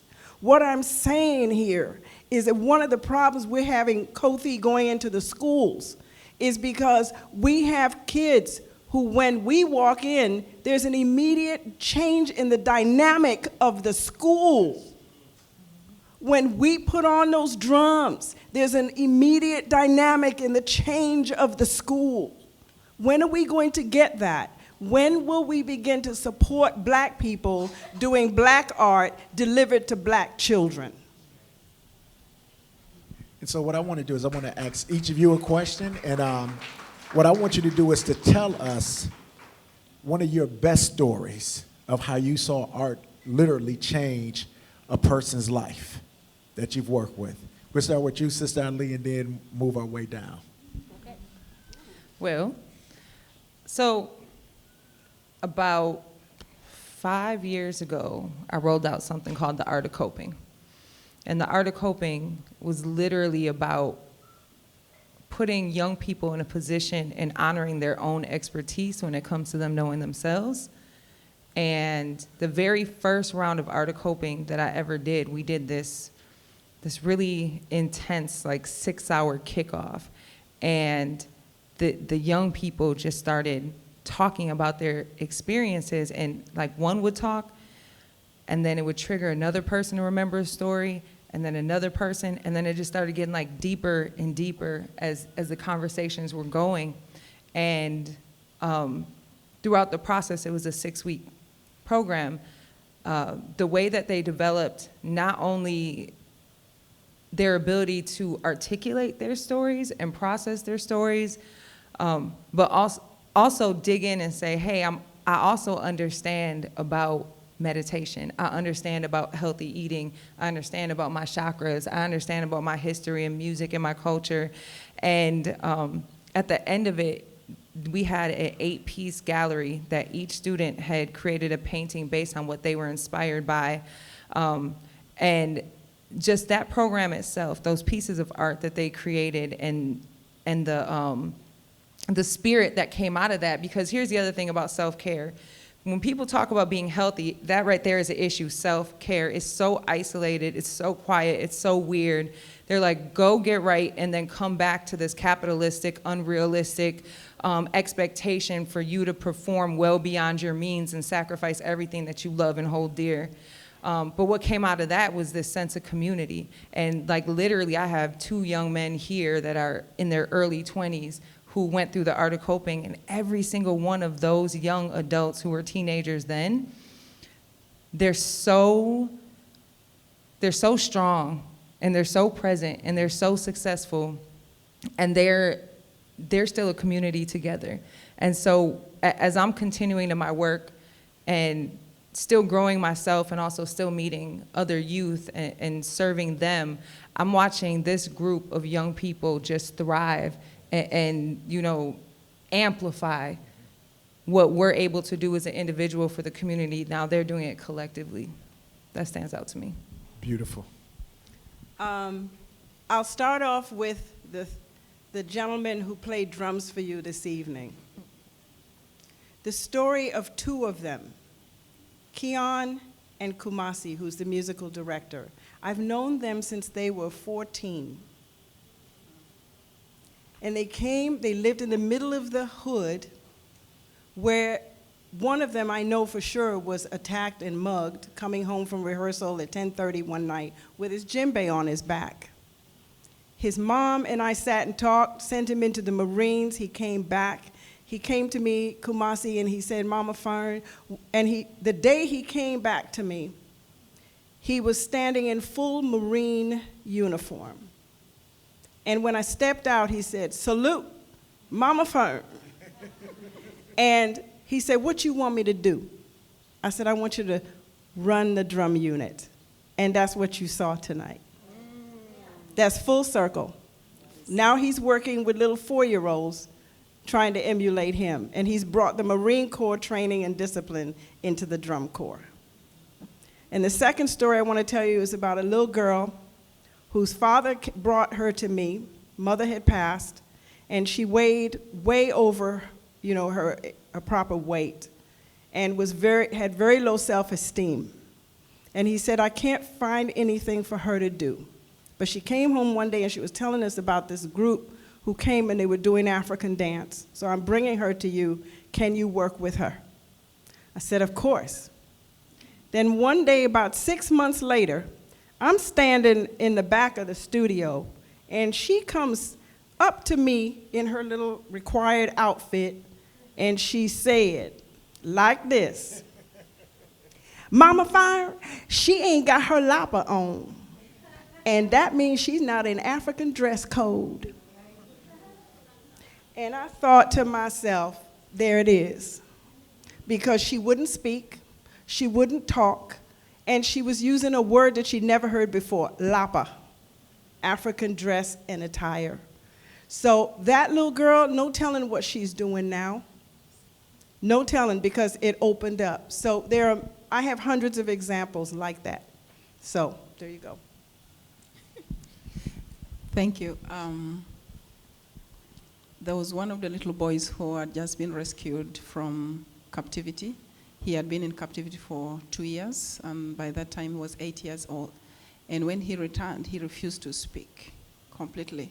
He didn't want to speak, he didn't want to eat, he didn't want, So as the counselors, we sat and said, what do we do? And then we said, okay, he will accept to do something. And then we decided we're going to give him a paper and colored pencils. So he began to draw. First he began to write, and then he began to draw. And for 1 week he did not speak to anybody, but was able to draw. When he wanted something, we told him, just draw it. If there's food, just draw it, and we see. And that worked, and later he opened up. He was one of the little boys who was running around, and so that's how it has worked. And then also in music, I wanted them to come. Come on, we sing. The song we're going to sing was composed by one of the former child soldiers. He was abducted at the age of 6, watched his father murdered, and going through our program, he began to write songs. His name is Dennis. He's today growing, and he's trying to help other kids now. And it's one of the songs that we usually sing so much. So he writes the songs. And can you imagine, from all that pain, Hannes began to write songs about peace. You listen from the film. We will have a lawyer lead the song. Just come,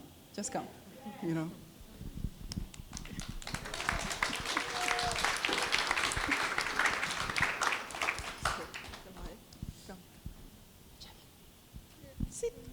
You want to sit? Sit. Can I have the 2 young men from TrueSkool also come up at this time? Come on, I'm gonna give up my chair for this. We got to get ready. So we want our song though. So just introduce the song, and then we shall not use the mic.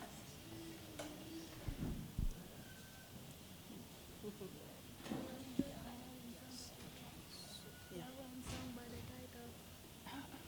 Just sing. Just say, peace is coming, peace is coming. Start from there.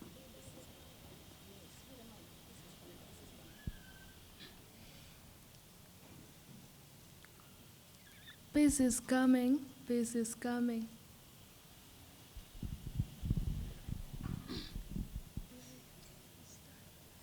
Peace is coming. Oh, peace is coming.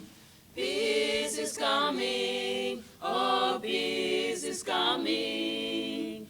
Children of Peace Uganda, we do fight for peace, ensuring change in the world and raising children's voice. Children of Peace Uganda, we do fight for peace, ensuring change in the world and raising children's voice. We should move freely, we should sleep freely. There should be no running like those days that we suffered. We should move freely, we should sleep freely. There should be no running like those days that we suffered. Children of Peace Milwaukee, we do fight for peace, ensuring change in the world and raising children's voice. Children of Peace Milwaukee, we do fight for peace, ensuring change in the world and raising children's voice. We should move freely, you should sleep freely. There should be no shootings like those days that we suffered. We should move freely, we should sleep freely. There should be no shootings like those days that we suffered. From the heart of Children of Peace Uganda, we want to send our gratitudes and our great thanks to No Studios. We say thank you to Uncle John, thank you Auntie Lisa, say thank you to Aunt Sylvia and our big sister Aviva, and to all those behind the scenes. We're so grateful for what you have done to us, and we want to say thank you so much for promoting global peace throughout the entire world. Thank you. We do fight for peace, ensuring change in the world and raising children's voice. Children of Peace Milwaukee, we do fight for peace, ensuring change in the world and raising children's voice. Children of Peace Milwaukee, we do fight for peace, ensuring change in the world and raising children's voice.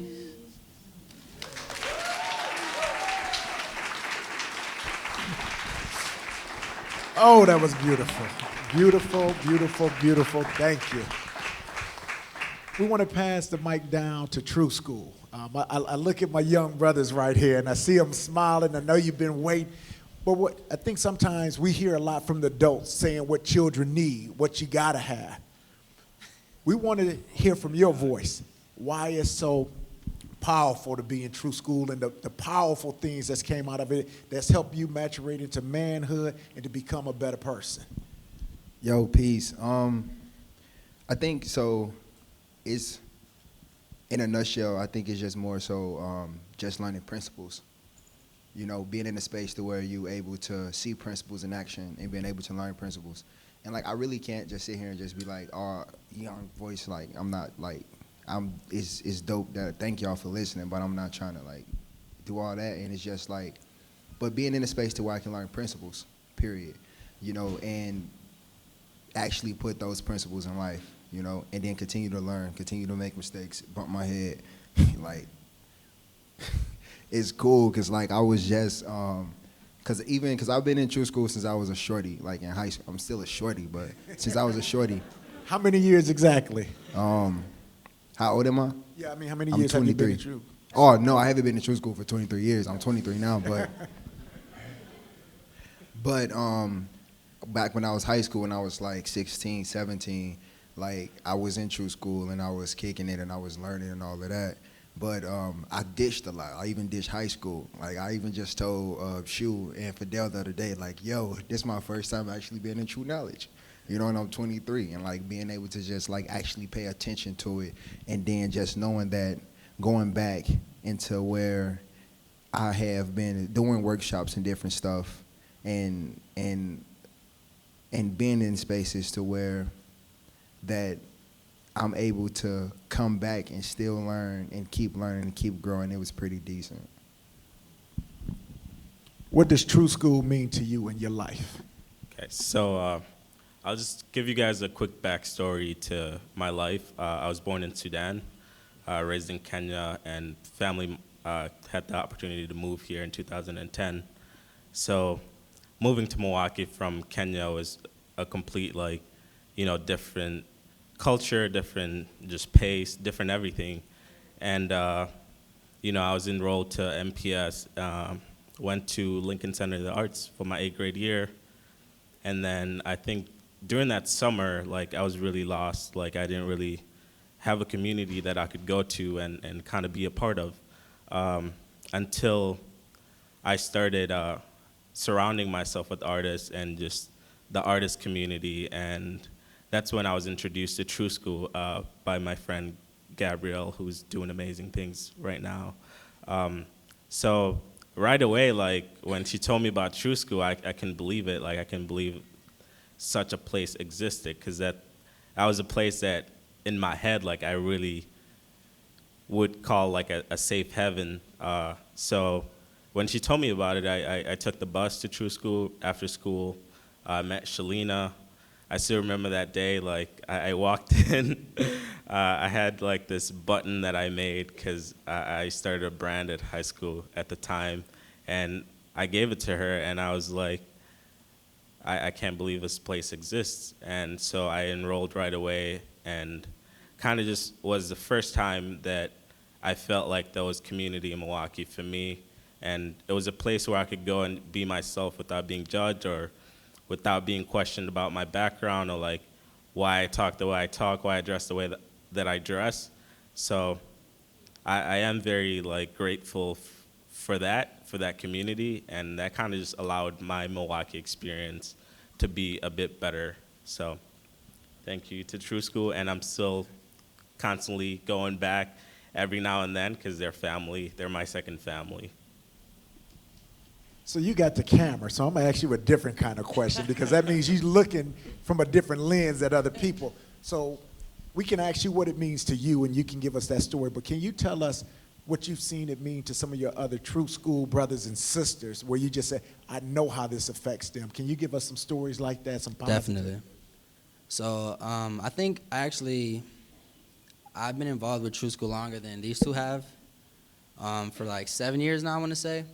And through that process, I was a participant, I was an intern, I came on as staff, and now I'm a contracted DJ instructor at TrueSkool. So having that different perspective, of going through the program, kind of like the same way Brema explained, going to like MPS, there was a lack of in MPS. When I got to high school, there was no arts. So TrueSkool created opportunities and an outlet, a platform for me to get involved with different mediums. So now that I see all these new students, you know, I'm a part of the recruitment team, so I'm going to these high schools now in MPS, going to these different schools, classrooms, lunch tables, and, you know, basically looking for the same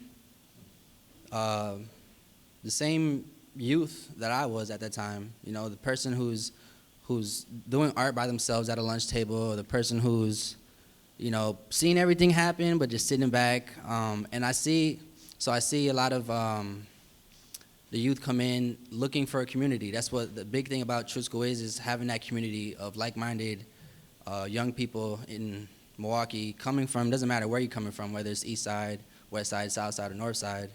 The only purpose is to express yourself and to find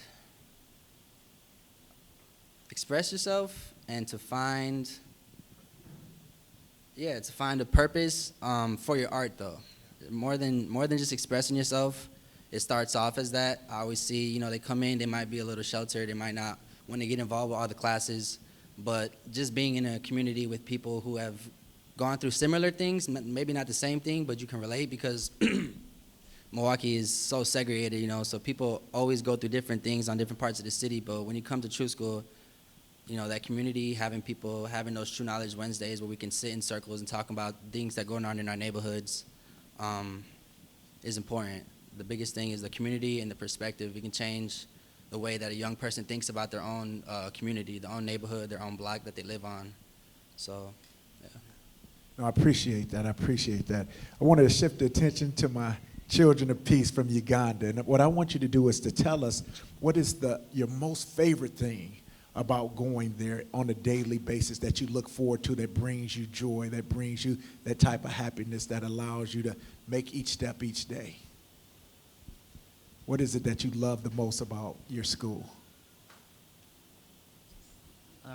To me, what I love about my school, they value more of talent. They don't grade you, or let me say, they don't look at you and take value of you through the academics you have, but they take you for who you are and for who you'll be. Like for me, I play basketball. I was able to join the basketball academy. They also took me in for the worship academy. That's basically on music. So they don't value me for the kind of academics I produce in class. They look at who are you and how will you be able to be brought up in the future. Now, now in school, I do art mostly because it's one of my subjects I'm doing. Art to me is passion. To me, I believe art is not a talent, it's a skill you gain with process. If you have the, like in class they tell us art is a DIU subject. Art is a do-it-yourself. To do it yourself, you need to have the love. You need to have the expression. The feeling should be there for art. And to me, when I do an art piece, I really feel so relieved. I feel happy about what I'm doing, because you can't tell me you'll do something that you really don't like. So that's what I believe with art. It's a love, it's peaceful, and basically it brings joy to the heart. So that's what I take it to me.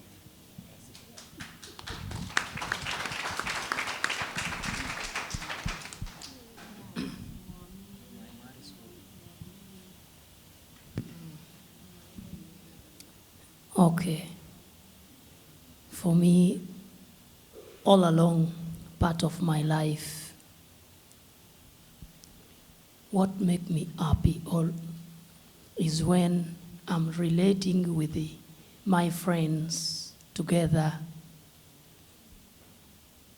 through singing together with them, dancing together with them, and doing everything like parts of arts. And when I'm together with some of my friends who are my best colleagues at school or everywhere, what I remind of is like I forgot everything, and I feel like we are one people. Even though we experienced challenges in the past, we were orphaned, we were homeless, we were children in captivity. That work become part of us. We sing as we have sample here that peace is coming. And when you are singing a song of peace, it become part of you. So I feel like what I can do for my best, what I can give to the friend. So I like relating with the people to ensure that what is best from my side is what I can share with my people. So through music, I become somebody who is very happy. Even when I'm dancing with somebody who lost their parents or who is suffering, who was a former child soldier, we just do everything as one family. So thank you very much. Thank you. Thank you.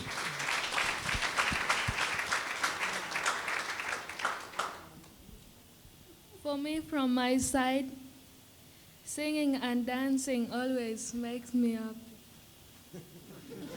Short and sweet.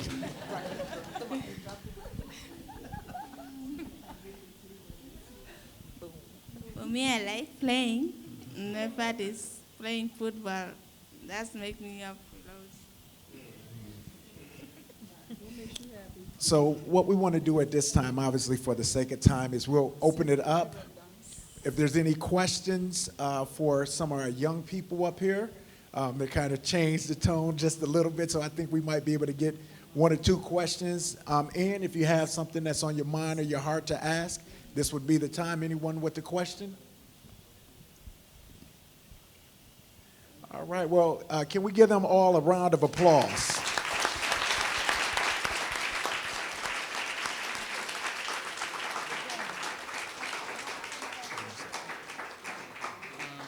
Before we go any further, as Children of Peace Uganda and as students here, we'd love to present some few gifts to those who made it possible for us to come to the United States for the first time, and something little to say thank you to all of you.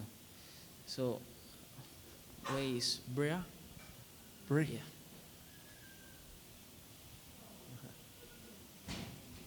Yeah. The first gift is going to Uncle John.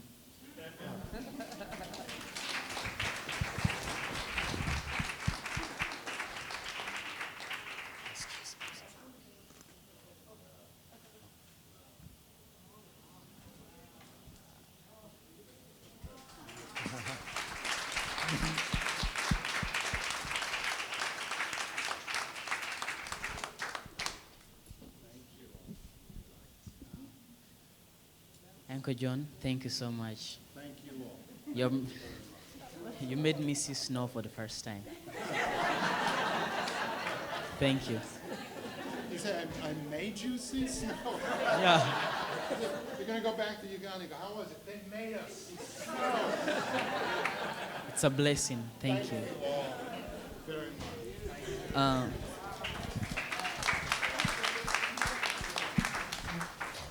The next gift goes to Auntie Lisa.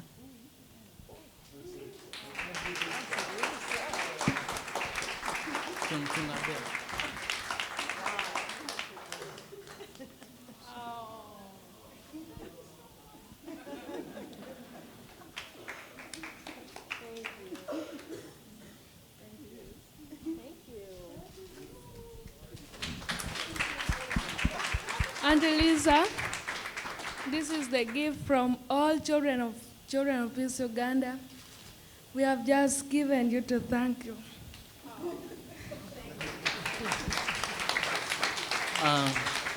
Thank you all for this last piece. I made this on my own. I wish I brought something bigger though. The plane couldn't accept, so I had this that I stuck in my backpack and came with it. This I present to No Studios for all that you have done for me personally, and I'm so grateful. The next time I come, I believe I'll bring a bigger piece, and at least to be on the wall. So, Uncle John, please come.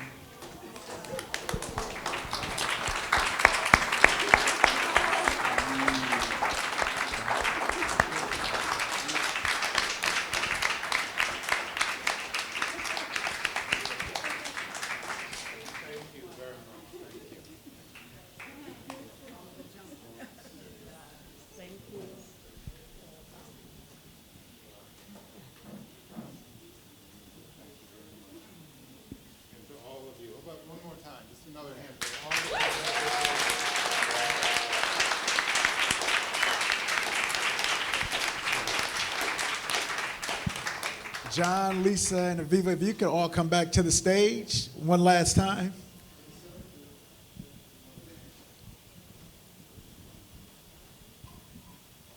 We'd like to thank everyone for coming out tonight, for sharing your time, sharing your love, but most importantly for participating and supporting this event, not just today, but what we're going to do going forward.